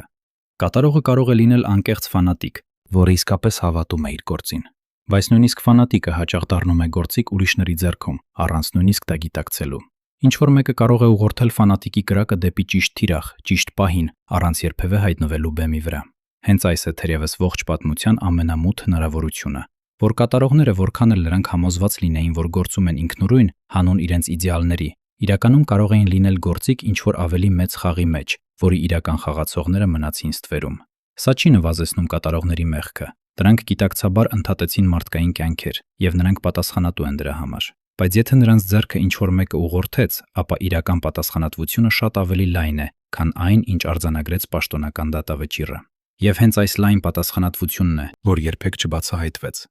Դատավարությունն ավարտվեց դատավճիռներով։ Զինված խմբի առաջնորդը դատապարտվեց ցմահազատազրկման։ Մյուս մասնակիցները ստացան իրենց պատիժը։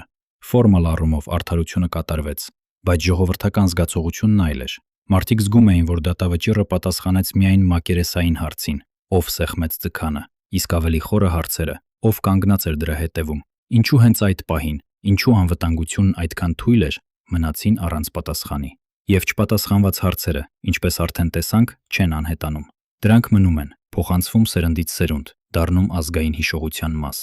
Հատկանշական է, որ տարիների ընթացքում այս գործը պարբերաբար վերադառնում էր հանրային ուշադրության կենտրոն։ Ամեն նոր քաղաքական ճգնաժամի ժամանակ, ամեն իշխանափոխության պահին, ինչ որ մեկը կրկին բարձրացնում էր այդ գիշերվա հարցը։ Նոր հայտարարություններ, նոր ենթադրություններ, նոր մեղադրանքներ։ Կարծես ողջ քաղաքական համակարգը կրում էր այս չբժշկված վերքը, որը պարբերաբար բացվում էր նորից։ Եվ ամեն անգամ պարզվում էր, որ վերջնական ճշմարտությունը այդպես էլ հնարավոր չէ հաստատել։ Չափազանց շատ ժամանակ էր անցել, չափազանց շատ վկաներ էին հեռացել, չափազանց շատ փաստաթղթեր էին անհետացել կամ երբեք գոյություն չունեցել։ Սա է թերևս չբացահայտված հանցագործության ամենադաժան հատկությունը։ Այն ոչ միայն ընդհատում է զոհերի կյանքը, այլև թունավորում է ողջ հասարակության հոգին երկար տարիներ։ Որովհետև երբ ժողովուրդը գիտի, որ ճշմարտությունը թաքցված է, որ արդարությունը կատարվել է միայն մասամբ, նա կորցնում է վստահությունը իշխանության, արդարադատության, ողջ համակարգի նկատմամբ։ Եվ այս կորսված վստահությունը շատ ավելի դժվար է վերականգնել, քան թվում է։ Այն դառնում է մի տեսակ թաքնված ճակ հասարակության հիմքում, որը պարբերաբար իրեն զգացնել է տալիս ամենաանսպասելի պահերին։ Ուստի երբ խորում ենք սպարապետի ժառանգության մասին, պետք է հաշվի առնենք նաև այս չարագույն ժառանգությունը, չբացահայտված ճշմարտության ժառանգությունը։ Որովհետև այդ գիշերը ընդհատվեց ոչ միայն մի քանի մարդու կյանք, ընդհատվեց նաև ժողովրդի վստահությունը այն բանի նկատմամբ, որ արդարությունը ի վերջո հաղթում է։ Եվ այս երկրորդ կորուստը թերևս ավելի երկրակյաց է, քան առաջինը։ Մարդիկ հեռանում են։ Բայց անվստահությունը, կասկածը, չպատասխանված հարցի ցավը, սրանք մնում են, փոխանցվում նոր սերունդներին, դառնում ազգային ինքնության դառը մաս։ Իսկ դուք ինչ եք կարծում։ Արդյոք հասարակությունը կարող է իսկապես առաջ շարժվել, թողնելով անպատասխան իր ամենացավոտ հարցերը։ Թե չբացահայտված ճշմարտությունը նման է չբժշկված վերքի, որը որքան էլ ծածկես, շարունակում է ցավել ներսից։ Մտածեք այս հարցի շուրջ։ Որովհետև սպարապետի պատմությունը մեզ սովորեցնում է, որ որոշ վերքեր չեն բժշկվում ժամանակով։ Դրանք բժշկվում են միայն ճշմարտությամբ։ Իսկ եթե ճշմարտությունը երբեք չի բացահայտվում, ապա վերքը մնում է բաց ընդմիշտ, որպես հիշեցում այն բանի, թե ինչ կորցրինք այն ճակատագրական գիշերը, և թե ինչ երբեք չիմացանք։ Եկեք վերադառնանք այն գիշերվա ժամերին և փորձենք վերակառուցել, թե ինչ էր կատարվում շենքից դուրս, փողոցում և շենքից ներս, պատանդների մոտ։ Որովհետև պաշտոնական տարեգրությունները հաճախ խոսում են չոր փաստերով, բայց իրականությունը կազմված էր ապրումներից, վախից, հույսից և անորոշությունից։ Փողոցում հավաքված ամբոխը ժամ առ ժամ մեծանում էր։ Մարդիկ կանգնած էին լուռ, նայում էին լուսավորված պատուհաններին, փորձում էին հասկանալ, թե ինչ է կատարվում ներսում։ Ոմանք լալիս էին, ոմանք պահանջում էին գործողություն, ոմանք պարզապես սպասում էին, քարացած։ Մթնոլորտը այնքան լարված էր, որ ամեն հնչող ձայն, ամեն շարժում թվում էր ճակատագրական։ Ներսում դահլիճում մնացած մարդիկ ապրում էին իրենց կյանքի ամենաերկար գիշերը։ Նրանք չգիտեին, թե արդյոք կտեսնեն առավոտը, չգիտեին, թե զինվածներն ինչ կանեն հաջորդ վայրկյանին։ Ոմանք աղոթում էին, ոմանք փորձում էին հանգստացնել մյուսներին։ Իսկ զինված խումբը, որը գրավել էր շենքը, գտնվում էր մի տարօրինակ վիճակում։ Նրանք արդեն արել էին այն, ինչ արել էին, և այժմ հայտնվել էին թակարդում, ոչ առաջ կարող էին գնալ, ոչ հետ։ Նրանց պահանջները ցույց էին տալիս, որ նրանք լիարժեք ծրագիր չունեին այն բանի համար, ինչ պետք է գար հետո։ Մարդիկ, որոնք գիտեն, թե ինչ են անում մինչև վերջ, սովորաբար չեն պահանջում ուղիղ եթեր և հանձնվելու երաշխիք։ Դրանք կամ ունեն հստակ ելք, կամ պատրաստ են մինչև վերջ։ Իսկ այս խումբը կարծես կախված էր մեջտեղում, ինչ-որ մեկից սպասելով հաջորդ քայլի ցուցումը։ Հենց այս մանրուքն է, որ սնում է ամենաշատ հարցերը։ Որովհետև եթե զինված խումբը գործում էր լիովին ինքնուրույն, ապա ինչու նրանց վարքագիծը այդքան անվճռական էր վճռորոշ պահից հետո։ Ինչու նրանք բանակցում էին, պայմաններ դնում, սպասում, փոխանակ արագ անհետանալու կամ պայքարը շարունակելու։ Կասկածողները ասում են, որովհետև նրանք սպասում էին ինչ-որ ազդանշանի, ինչ-որ խոստման իրականացմանը, ինչ-որ մեկի, որը պետք է երաշխավորեր իրենց անվտանգությունը։ Բայց սա կրկին միայն վարկած է։ Պաշտոնական վարկածը պնդում է, որ նրանք պարզապես մոլորված մարդիկ էին, որոնք իմպուլսիվ գործեցին և հետո չգիտեին, թե ինչ անել։ Երկու բացատրությունն էլ հնարավոր են, բայց առաջինը ավելի լավ է բացատրում նրանց վարքագծի տրամաբանությունը։ Ուշ գիշերին, ինչպես արդեն ասացինք, շենք ժամանեց երբի նախագահը և մտավ ուղղակի բանակցությունների մեջ։ Այս առանձնազրույցը, որը տեղի ունեցավ առանց վկաների, դարձավ ողջ պատմության ամենավիճահարույց մանրուքներից մեկը։ Մտածեք դրա մասին։ Երկրի ղեկավարը անձամբ առանց վկաների խոսում է այն մարդու հետ, որը հենց նոր ընդհատել է երկրի քաղաքական ղեկավարության ուղին։ Ինչի մասին կարող էին նրանք խոսել։ Ինչ պայմաններ քննարկվեցին։ Ինչ խոստումներ տրվեցին։ Մենք երբեք չենք իմանա հստակ։ Եվ հենց այս չիմացությունն է, որ տասնամյակներ շարունակ սնում է ամենատարբեր ենթադրությունները։ Որովհետև պատմության մեջ այն, ինչ թաքնված է, միշտ ավելի շատ խոսակցության տեղիք է տալիս, քան այն, ինչ բացահայտ է։ Առավոտյան զինված խումբը հանձնվեց, ստանալով անվտանգության երաշխիքներ, եւ այստեղ սկսվեց պատմության հաջորդ, ոչ պակաս մութ փուլը՝ հետաքննությունը։ Սկզբում թվում էր, թե հետաքննությունը գնում է վճռական ուղղությամբ։ Զինված խմբի առաջնորդի ցուցմունքների հիման վրա ձերբակալվեցին նախագահի մերձավորներից ոմանք։ Քաղաքական մթնոլորտում հնչում էին գրեթե ուղակի մեղադրանքներ ամենավերին հարկերի հասցեին։ Թվում էր, թե ճշմարտությունը մոտ է, բայց հետո քայլ առ քայլ ամեն ինչ սկսեց փոխվել։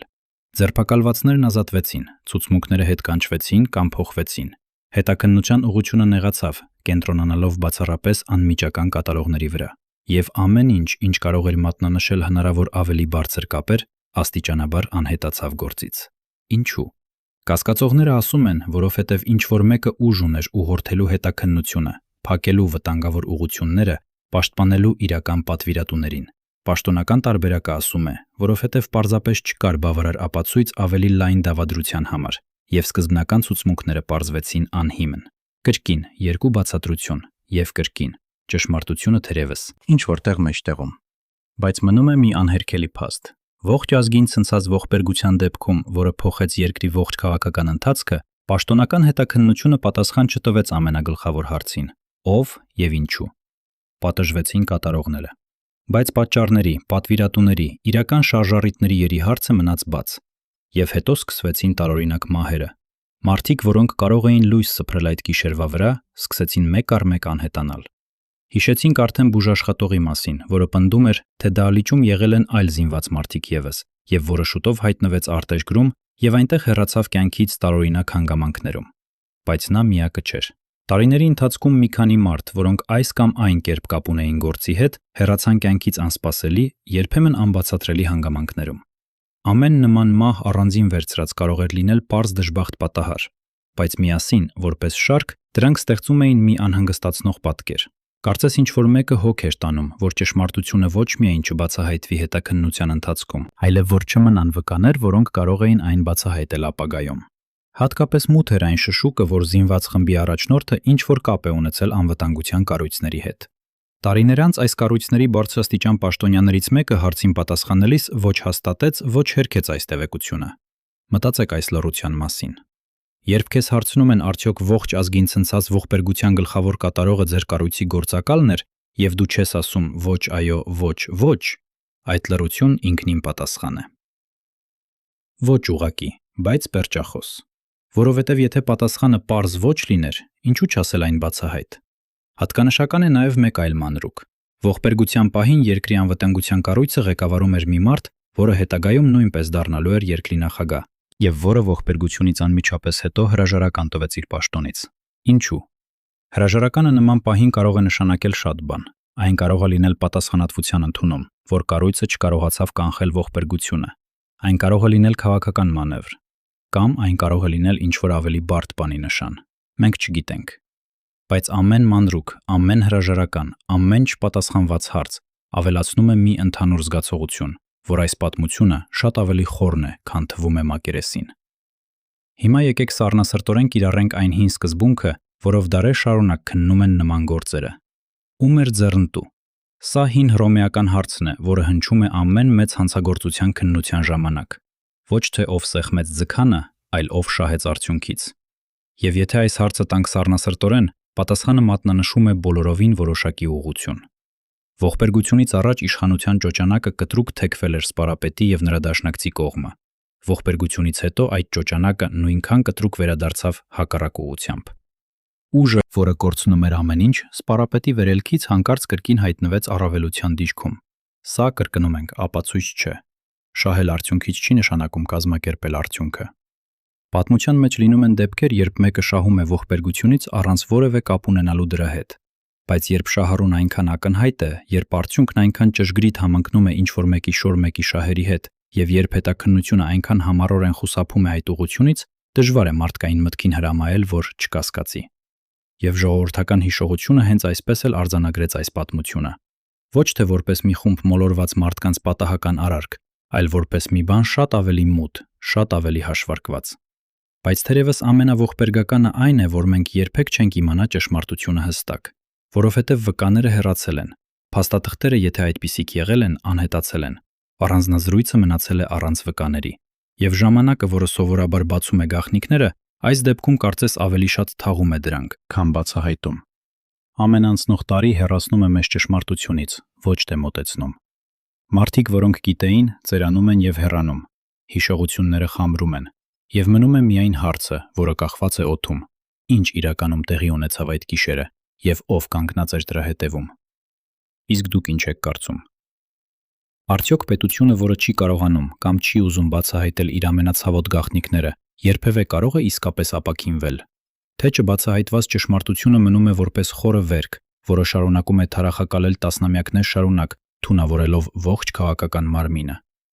Մնացեք մեզ հետ, որովհետև հաջորդ էջերում մենք կտեսնենք, թե ինչ կին վճարեց երկիրը այս չբացահայտված ճշմարտության համար եւ ինչպես սպարապետի ժառանգությունը դարձավ ոչ թե միասնության, այլ բաժանման աղբյուր։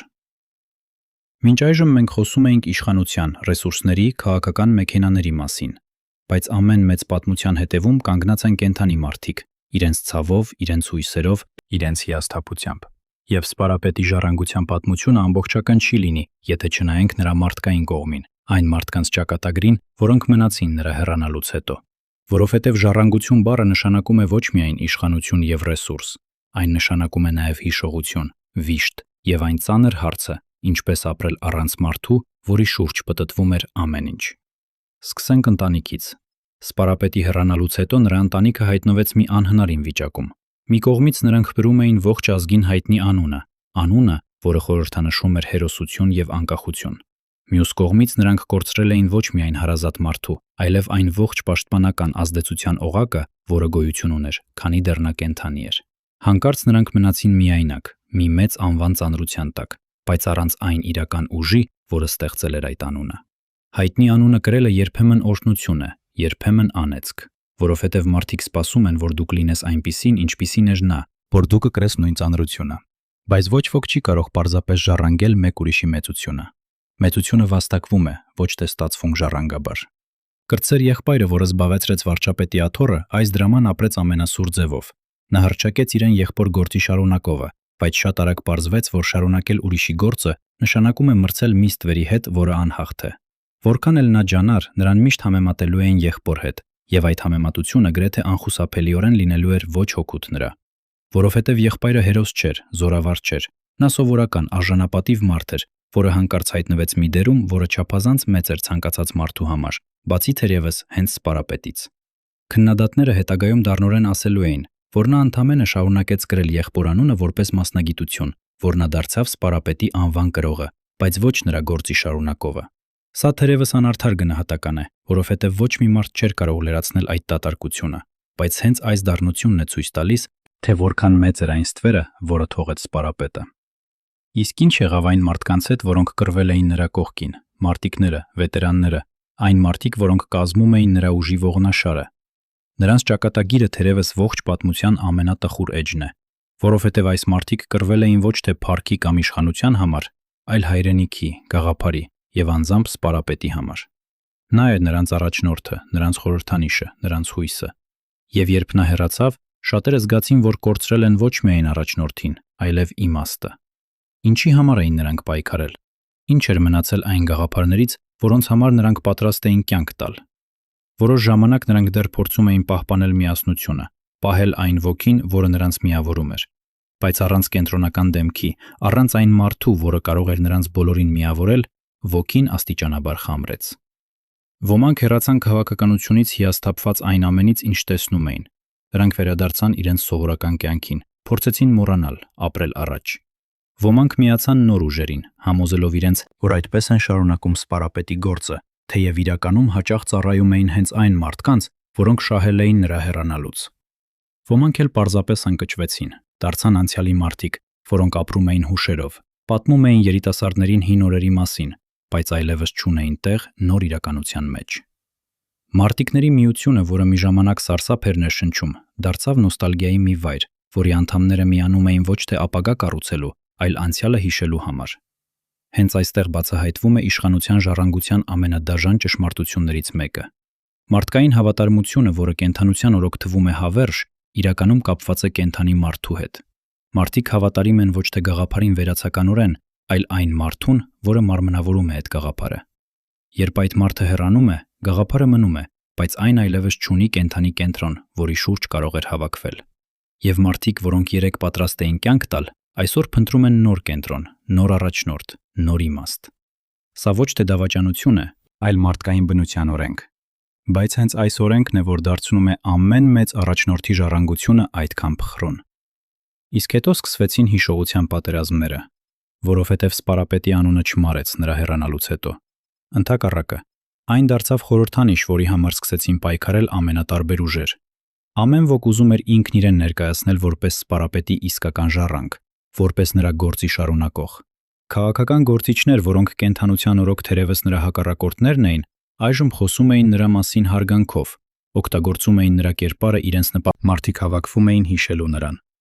Հնչում էին գեղեցիկ ճառեր, տրվում էին ծաղիկներ, արտասանվում էին նրա խոսքերը բանակի եւ ազգի մասին։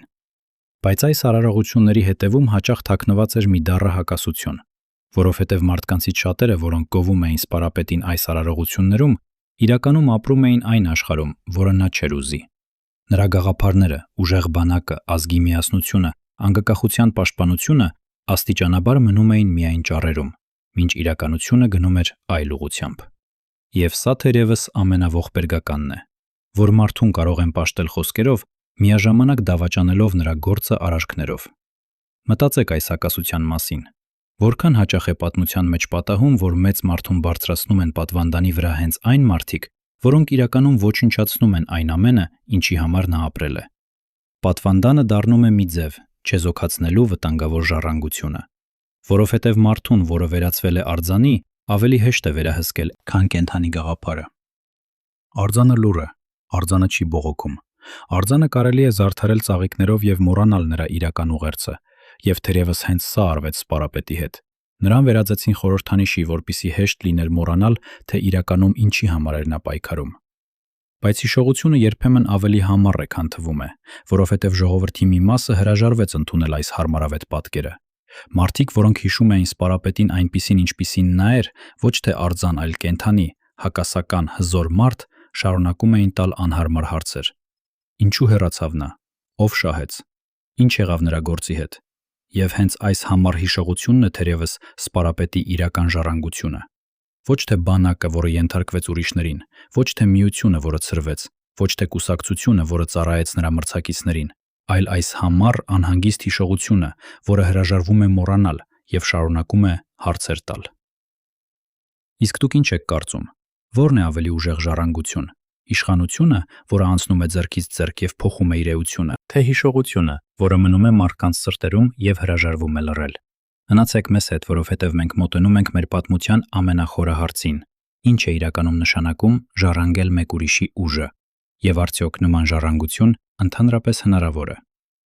Ողբերգությունից հետո երկիրը հայտնվեց մի տարօրինակ վիճակում։ Մի կողմից ողջ ազգը սգում էր, Սպարապետի հուարկավորությունը վերածվեց համազգային սգո։ Հազարավոր մարդիկ դուրս եկան փողոց, հրաժեշտ տալու մարդուն, որին համարում էին անկախության խորհրդանիշ։ Մյուս կողմից, հենց այս սգո ֆոնի վրա, կուլիսներում, սկսվեց սառնասիրտ պայքար իշխանության եւ, որ ավելի կարեւոր է, ժառանգության շուրջ, որովհետեւ Սպարապետը թողել էր ոչ միայն վիշտ, նա թողել էր մի հսկայական դատարկություն իշխանության կենտրոնում, եւ բնության օրենքով ամեն դատարկություն ձգտում է լցվել։ Առաջին քայլը կարծես տրամաբանական էր եւ բնական։ Վարչապետի պաշտոնը զբաղեցրեց Սպարապետի կրտսեր եղբայրը, մարդ, որը նախկինում զբաղվել էր շինարարությամբ, ղեկավարել էր արդյունաբերական ձեռնարկություն եւ որը այժմ ողբերգության ալիքի վրա հայտնվեց երկրի ղեկին։ Նա հռչակեց իրեն եղբոր գործի շարունակողը, նրա գաղափարների եւ քաղաքական ժառանգության կրողը։ Թվում էր, թե Սպարապետի ուժը մնում է ընտանիքում, որ նրա կառուցածը կանցնի արյունակից մարդու ձեռքը, որ ժառանգությունը պահպանված է։ Բայց իշխանությունը այդպես չի աշխատում։ Ուժը չի փոխանցվում ազգանվան հետ։ Ուժը հենվում է իրական լծակների, իրական հավատարմությունների, իրական ռեսուրսների վրա։ Իսկ այդ լծակները եղբայրը չուներ։ Նա կրում էր հայտնի անունը, բայց անունը, որքան էլ մեծ, պարզապես անուն է, եթե նրա հետևում չկա այն համակարգը, որը կառուցել էր նրա կրողը։ Ապագան շատ արագ ցույց տվեց այս ճշմարտությունը։ Մի քանի ամսվա ընթացքում երկրի նախագահը, ի սկզբանե թվացial թուլացած դիրքից, սկսեց վերականգնել իր ուժը։ Նա համբերատար էր եւ հաշվարկող։ Քայլ առ քայլ նա իր կողմը գրավեց խորհրդարանի մեծ մասը, չեզոքացրեց սպարապետի կողմնակիցներին ուժային կառույցներում եւ վերականգնեց վերահսկողությունը պետական ապարատի վրա։ 1999 թվականի աշնան ողբերգությունից ընդամենը մի քանի ամիս անց 2000 թվականի գարնանը նա հեռացրեց պաշտոնից սպարապետի եղբորը, վարչապետին, ինչպես նաև պաշտպանության նախարարին։ Սպարապետի մարդկանց վերջին հենակետերը ուժային համակարգում փլվեցին։ Այն, ինչ կառուցվել էր տարիների ընթացքում որպես հզորագույն քաղաքական մեքենա, ապա մոնտաժվեց ընդամենը մի քանի ամսում։ Եվ դա արվեց առանց մեկ կրակոցի, առանց բացահայտ բռնության, պարզապես իշխանության սառը, համբերատար տրամաբանությամբ։ Ահա այստեղ է մեր պատմության դառը, հանգուցալուծումը, որովհետև սպարապետի ուժը, այն հսկայական ռեսուրսը, որի շուրջ պտտվում էր ողջ պատմությունը, ի վերջո չանցավ ոչ նրա ընտանիքին, ոչ նրա գաղափարական ժառանգներին, այն ցրվեց, մասնատվեց եւ մաս առ մաս կլանվեց հենց այն համակարգի կողմից, որի դեմ թերևս սպարապետը պայքարում էր իր վերջին օրերին։ Մարդիկ, որոնք երդվում էին նրա անունով, շատ արագ գտան նոր տերեր։ Կառույցները, որոնք նա ստեղծել էր, դարձան գործիք բոլորովին այլ ձեռքերում, իսկ նրա ընտանիքը մնաց անոնի կրողը, բայց ոչ ուժի տերը։ Հենց սա է թերևս ամենաողբերգականը այս ողջ պատմության մեջ։ Ոչ թե այն, որ սպարապետը հեռացավ, այլ այն, որ նրա հեռանալուց հետո ամեն ինչ նա կառուցել էր, ծառայեց ոչ թե նրա, այլ ուրիշների նպատակներին։ Հատկապես խորհրդանշական է մարտիկների միության ճակատագիրը։ Հիշեք, թե ինչպիսի ուժ էր այն մի ժամանակ։ Տասնյակ հազարավոր մարդիկ, որոնք պատրաստ էին շարժվել մեկ խոսքով, որոնք կազմում էին երկրի ամենահզոր ոչ պաշտոնական ուժը։ Բայց առանց սպարապետի այս միությունը կարծես կորցրեց իր հոգին։ Այն, ինչ պահում էր այս մարդկանց միասին, ոչ թե կանոնադրությունն էր, ոչ թե պաշտոնական կառույցը, այլ անձնական հավատարմությունը մեկ մարդու։ Երբ այդ մարդը հեռացավ, հավատարմությունը ցրվեց։ Ոմանք հեռացան քաղաքականությունից, ոմանք միացան նոր ուժերին, ոմանք էլ պարզապես հիասթափվեցին ու քաշվեցին։ Միությունը, որը մի ժամանակ սարսափ էր ներշնչում իշխանավորներին, աստիճանաբար վերածվեց հուշերի մի կազմակերպության, որի փառքը մնացել էր անցյալում։ Իսկ ինչ եղավ այն կուսակցության հետ, որը սպարապետը ղեկավարում էր։ Ահա այստեղ պատմությունը կրկին կատարում է իր դառը շրջադարձը։ Կուսակցությունը ոչ միայն չմարեց, այլ ընդհակառակը դարձավ ավելի հզոր, քան երբևէ, բայց ոչ սպարապետի ձեռքում։ Տարիների ընթացքում այն անցավ նոր առաջնորդների ձեռքը եւ վերածվեց երկրի ամենաազդեցիկ քաղաքական ուժի։ Մարդիկ, որոնք եկան սպարապետից հետո, օգտագործեցին այն հիմքը, որը նա էր ստեղծել, բայց իրենց սեփական նպատակների համար։ Կուսակցությունը գրեթե 2 տասնամյակ պահեց իշխանությունը, դառնալով այն համակարգի սյունը, որի դեմ ժողովրդի դժգոհությունը աստիճանաբար կուտակվում էր։ Այսպիսով սպարապետի կառուցած մեքենան շարունակեց աշխատել երկար տարիներ նրա հեռանալուց հետո, բայց վերածվեց ճիշտ հակառակ բանի, քան նա թերևս երազել էր։ Ոչ թե ազգի վահան, այլ իշխանության պահպանման գործիք։ Հենց այս է իշխանության ժառանգության ամենախորը պարադոքսը։ Մարդը կարող է կառուցել մի հզոր կառույց ազնիվ վեհ նպատակներով, բայց հենց որ նա հեռանում է, այդ կառույցը կորցնում է իր սկզբնական իմաստը եւ դառնում պարզ գործիք նրանց ձեռքում, ովքեր ավելի ուժեղ, ավելի համբերատար, ավելի սառնասիրտ են։ Կառույցները չունեն հոգի, հոգին տալիս է մարդը։ Իսկ երբ մարդը հեռանում է, մնում է միայն մեխանիզմը, որը պատրաստ է ծառայել ցանկացածին, ով կիմանա, թե ինչպես սեղմել ճիշտ կոճակները։ Բայց եկեք վերադառնանք այն հարցին, որից սկսեցինք.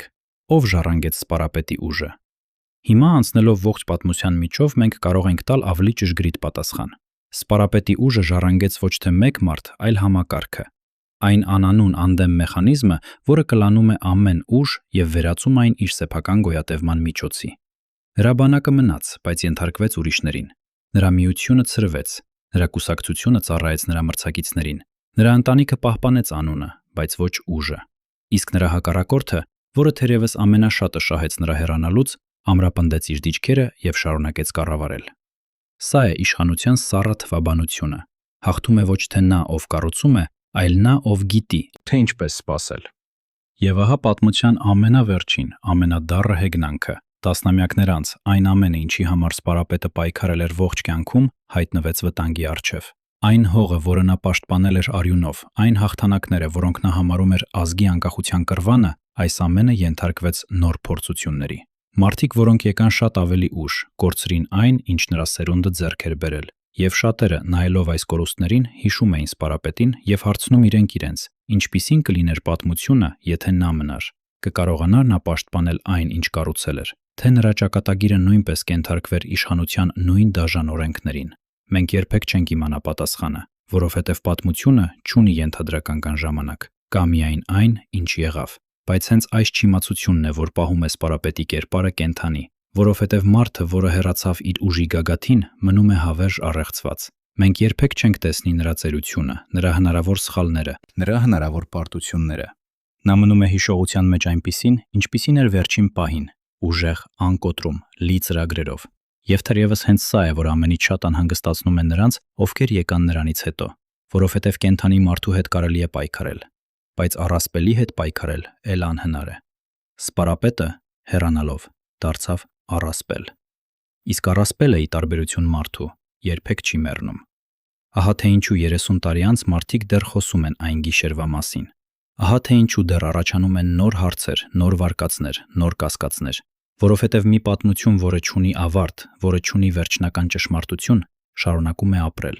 Եվ թերևս ճիշտ էր այն լուր թիկնապահը, որից սկսեցինք մեր պատմությունը, երբ որոշեց վերջապես խոսել։ Ոչ թե այն պատճառով, որ նա ուներ բոլոր պատասխանները, այլ որովհետև նա հասկանում էր, որ լռությունը նույնպես ընտրություն է, որ լռելը նշանակում է թողնել, որ ճշմարտությունը թաղվի ընդմիշտ։ Իսկ խոսելը նույնիսկ 30 տարի անց, նույնիսկ եթե հնչում է որպես ուշացած ձայն, դեռ ինչ-որ բան է նշանակում։ Ուստի մենք էլ չենք լռի։ Մենք կշարունակենք տալ այս հարցերը։ Ով իրականում շահեց։ Ինչու էր անվտանգությունն այդքան թույլ։ Ինչի մասին խոսեցին այն առանձնազրույցում, ուր անհետացան վկաները, եւ ով ի վերջո ժառանգեց սպարապետի ուժը։ Որովհետև քանի դեռ կան մարդիկ, որոնք հարցնում են, պատմությունը մնում է կենդանի։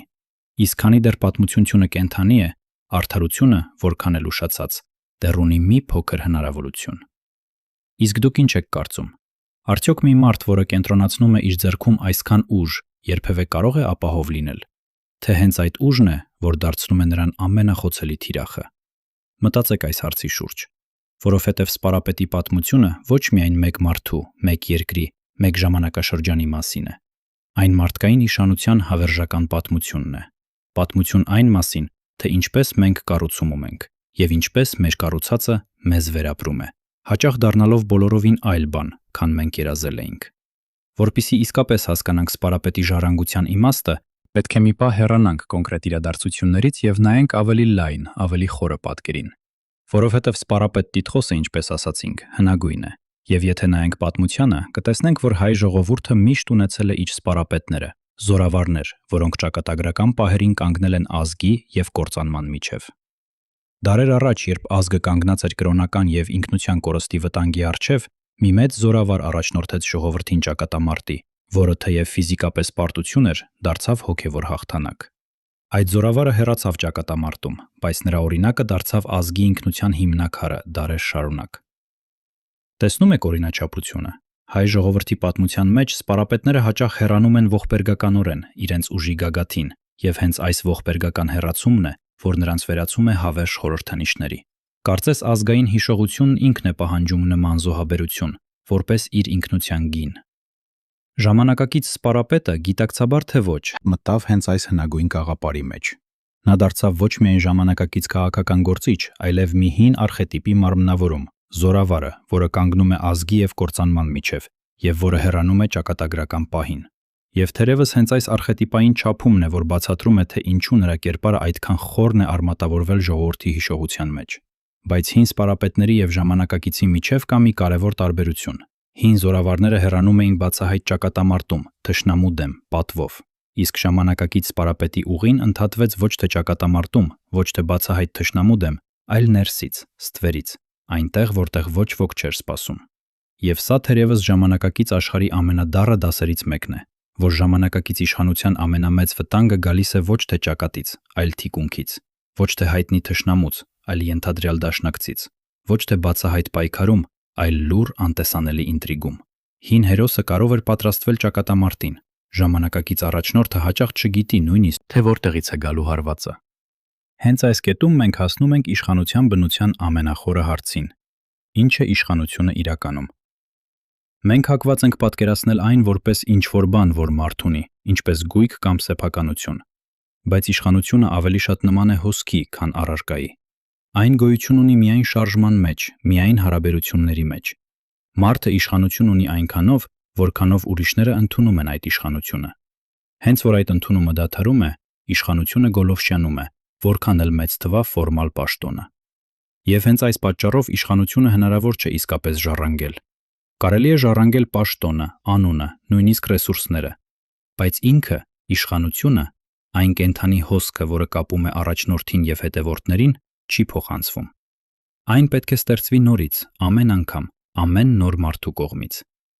Հենց այստեղ է թաքնված սպարապետի ժառանգության ողջ դրաման։ Նրանք, ովքեր փորձեցին ժառանգել նրա ուժը, սխալվեցին հենց այս հիմնական հարցում։ Նրանք կարծում էին, որ կարող են վերցնել այն, ինչ նա ստեղծել էր, ինչպես վերցնում են գույք, բայց իշխանությունը գույք չէ։ Կրտսեր եղբայրը ստացավ պաշտոնը, բայց ոչ ուժը։ Մրցակիցները ստացան կառույցները, բայց դրանց հետ չստացան այն հոգին, որը սպարապետը ներշնչել էր դրանց մեջ։ Ամեն ոք, ով փորձեց կանգնել նրա տեղում, շուտով հասկացավ, որ տեղը դատարկ է, որ այն հնարավոր չէ լրացնել պարզապես իր ներկայությամբ, որովհետև այդ տեղը ստեղծել էր կոնկրետ մարդ, իր կոնկրետ պատմությամբ, քաջությամբ, հեղինակությամբ, եւ այդ մարդու հեռանալով տեղը անհետացավ նրա հետ։ Բայց եթե իշխանությունը հնարավոր չէ ժառանգել, ապա ինչ է մնում։ Ինչ է իրականում փոխանցվում մի սերնդից մյուսին, մի առաջնորդից հաջորդին։ Պատասխանը թերևս անսպասելի է։ Փոխանցվում է ոչ թե ուժը, այլ օրինակը, ոչ թե կառույցը, այլ գաղափարը, ոչ թե ռեսուրսը, այլ հիշողությունը։ Սպարապետի իրական ժառանգությունը ոչ թե բանակն է, որը ենթարկվեց ուրիշներին, ոչ թե կուսակցությունը, որը փոխեց տիրոջը, այլ այն օրինակը, որը նա թողեց, օրինակ մարդու, որը նվիրեց իր կյանքը ազգի պաշտպանությանը, որը կանգնեց ճակատամարտի դաշտում իր զինվորների կողքին, որը հավատում էր, որ ուժեղ ազգը պետք է ունենա ուժեղ ողնաշար։ Այս օրինակը, ի տարբերություն իշխանության, իսկապես կարող է փոխանցվել, բայց միայն նրանց, ովքեր ուզում են ընդունել այն ոչ թե որպես իշխանության գործիք, այլ որպես կյանքի ուղեցույց։ Եվ հենց այստեղ է, որ պատմությունը կատարում է իր ամենադառը հեգնանքը, որովհետև նրանք, ովքեր ամենաշատը շահեցին սպարապետի հեռանալուց, ստացան հենց այն, ինչ հնարավոր էր ստանալ՝ պաշտոնները, կառույցները, ռեսուրսները։ Բայց նրանք չստացան այն միակ բանը, որն իսկապես արժեր ունենալ՝ ժողովրդի անկեղծ սերն ու հարգանքը։ Որովհետև այդ սերը չի գնվում եւ չի ժառանգվում, այն վաստակվում է։ Իսկ նրանք, ովքեր եկան ինտրիգով, հաշվարկով, ստվերային խաղերով, որքան էլ ուժ կուտակ էին, երբեք չստացան այն, ինչ սպարապետն ուներ բնականորեն՝ մարդկանց սրտերը։ Եվ թերևս հենց սա է պատմության արդարությունը։ Ոչ թե այն, որ չարագործները պատժվում են անմիջապես, որ ճշմարտությունը անմիջապես հաղթում է, այլ այն, որ որքան էլ մեկը կուտակի ուժ, նա չի կարող գնել այն, ինչ ամենաթանկն է։ Տասնամյակներ անց, երբ երկիրը կանգնեց նոր փորձությունների առջև, երբ կորսվեց շատ բան, ինչ ձեռք էր բերվել սպարապետի սերնդի կողմից, մարդիկ կրկին հիշեցին նրան։ Ոչ թե որպես իշխանության գործիչ, ոչ թե որպես այն մարդու, որը թերևս չէր թողնի, որ այս ամենը կորչ էր։ Սա իհարկե իդեալականացում է։ Մենք երբեք չենք իմանա, թե ինչ կաներ նա այլ պայմաններում, այլ ժամանակում։ Բայց հենց այս իդեալականացման մեջ բացահայտվում է մի կարևոր ճշմարտություն ժառանգության մասին։ Մարդը, որը հեռացել է, դառնում է չափանիշ, որով չափվում են ապրողները, եւ ապրողները հաճախ այդ չափանիշին չեն համապատասխանում։ Ուստի երբ վերջապես հարցնում ենք, ով ժառանգեց սպարապետի ուժը, պատասխանը ստանում է ավելի խորը իմաստ, քան թվում էր սկզբում։ Ֆիզիկական ուժը, բանակը, կառույցները, ռեսուրսները ժառանգեցին նրանք, ովքեր ավելի ուժեղ, ավելի համբերատար, ավելի սառնասիրտ էին քաղաքական խաղում։ Բայց իրական ուժը, ժողովրդի սերը, հիշողությունը, օրինակը չժառանգեց ոչ ոք, որովհետև այդ ուժը հնարավոր չէ ժառանգել։ Այն մնաց սպարապետի հետ, դարձավ նրա կերպարի մաս եւ շարունակում է գոյություն ունենալ որպես հիշողություն, որպես չափանիշ, որպես անհանգիստ խղճի ձայն, որը հարցնում է ապրողներին. իսկ դուք արժանի եք այն ժառանգությանը, որ ստացել եք։ Սա է թերևս մեր ողջ պատմության ամենագլխավոր դասը, որ իշխանությունը, որի համար մարդիկ պատրաստ են անցնել ամենավերջին գծից այն կողմ, որի համար նրանք պատրաստ են դավաճանել, ոչնչացնել, սպանել, այդ իշխանությունը ի վերջո փախչող ստվեր է։ Այն, ինչ նրանք բռնում են, պարզվում է դատարկ կեղև, առանց այն հոգու, որը նրանք ամենից շատ ուզում էին։ Իսկ այն, ինչ իսկապես արժե ունենալ, սերը, հարգանքը, հիշողությունը, մնում է հենց նրա հետ, ով հեռացավ։ Եվ հենց այս պարադոքսում է թաքնված մարդկային իշխանության ողջ ողբերգությունը եւ թերևս նրա միակ արդարությունը։ Իսկ դուք ինչ եք կարծում։ Հիմա անցնելով այս ողջ պատմության միջով, արդյոք արժեր այն, ինչ արվեց այն գիշերը։ Ստացան արդյոք իրական շահառուները այն, ինչ ուզում էին, թե նրանք բռնելով ստվերը կորցրին հենց այն, ինչ ամենից թանկ էր։ Մտածեք այս հարցի շուրջ։ Որովհետև սպարապետի պատմությունը ոչ միայն մեկ մարդու, մեկ ազգի, մեկ ժամանակի մասին է։ Այն մարդկային իշխանության հավերժական հայելին է, որում ամեն ոք կարող է տեսնել իր սեփական հավակնությունների, իր սեփական ընտրությունների արտացոլանքը։ Այսպիսով պատմությունը փակվում է այնպես, ինչպես սկսվեց, հարցով, ոչ թե պատասխանով, այլ հարցով։ Որովհետև որոշ պատմություններ չունեն մաքուր ավարտ եւ թերևս չպետք է ունենան։ Դրանց ուժը հենց անավարտության մեջ է, այն բանում, որ դրանք ստիպում են մեզ մտածել, կասկածել, փնտրել։ Սպարապետի պատմությունը հենց այդպիսին է։ Այն չի տալիս հանգստացնող պատասխան, չի փակում գիրքը հարմարավետ եզրակացությամբ։ Այն թողնում է մեզ կանգնած այն նույն դռան առջև, որի հետևում թաքնված է ճշմարտությունը, որին մենք թերևս երբեք լիարժեք չենք հասնի։ Բայց հենց այս հասնելու ձգտումն է, որ պահում է մեզ մարդ։ Ձգտումը իմանալու, հասկանալու, արդարություն փնտրելու, նույնիսկ երբ արդարությունը թվում է անհասանելի։ Եվ քանի դեռ կա այս ձգտումը, քանի դեռ կան մարդիկ, որոնք հրաժարվում են մոռանալ եւ շարունակում են հարցեր տալ, սպարապետի հիշատակը մնում է կենդանի, ոչ որպես սառը արձան, այլ որպես անհանգիստ, արթուն խիղճ։ Ուստի մենք թողնում ենք ձեզ այս հարցով. մտածեք ձեր սեփական ժամանակի, ձեր սեփական երկրի մասին։ Քանի ճշմարտություն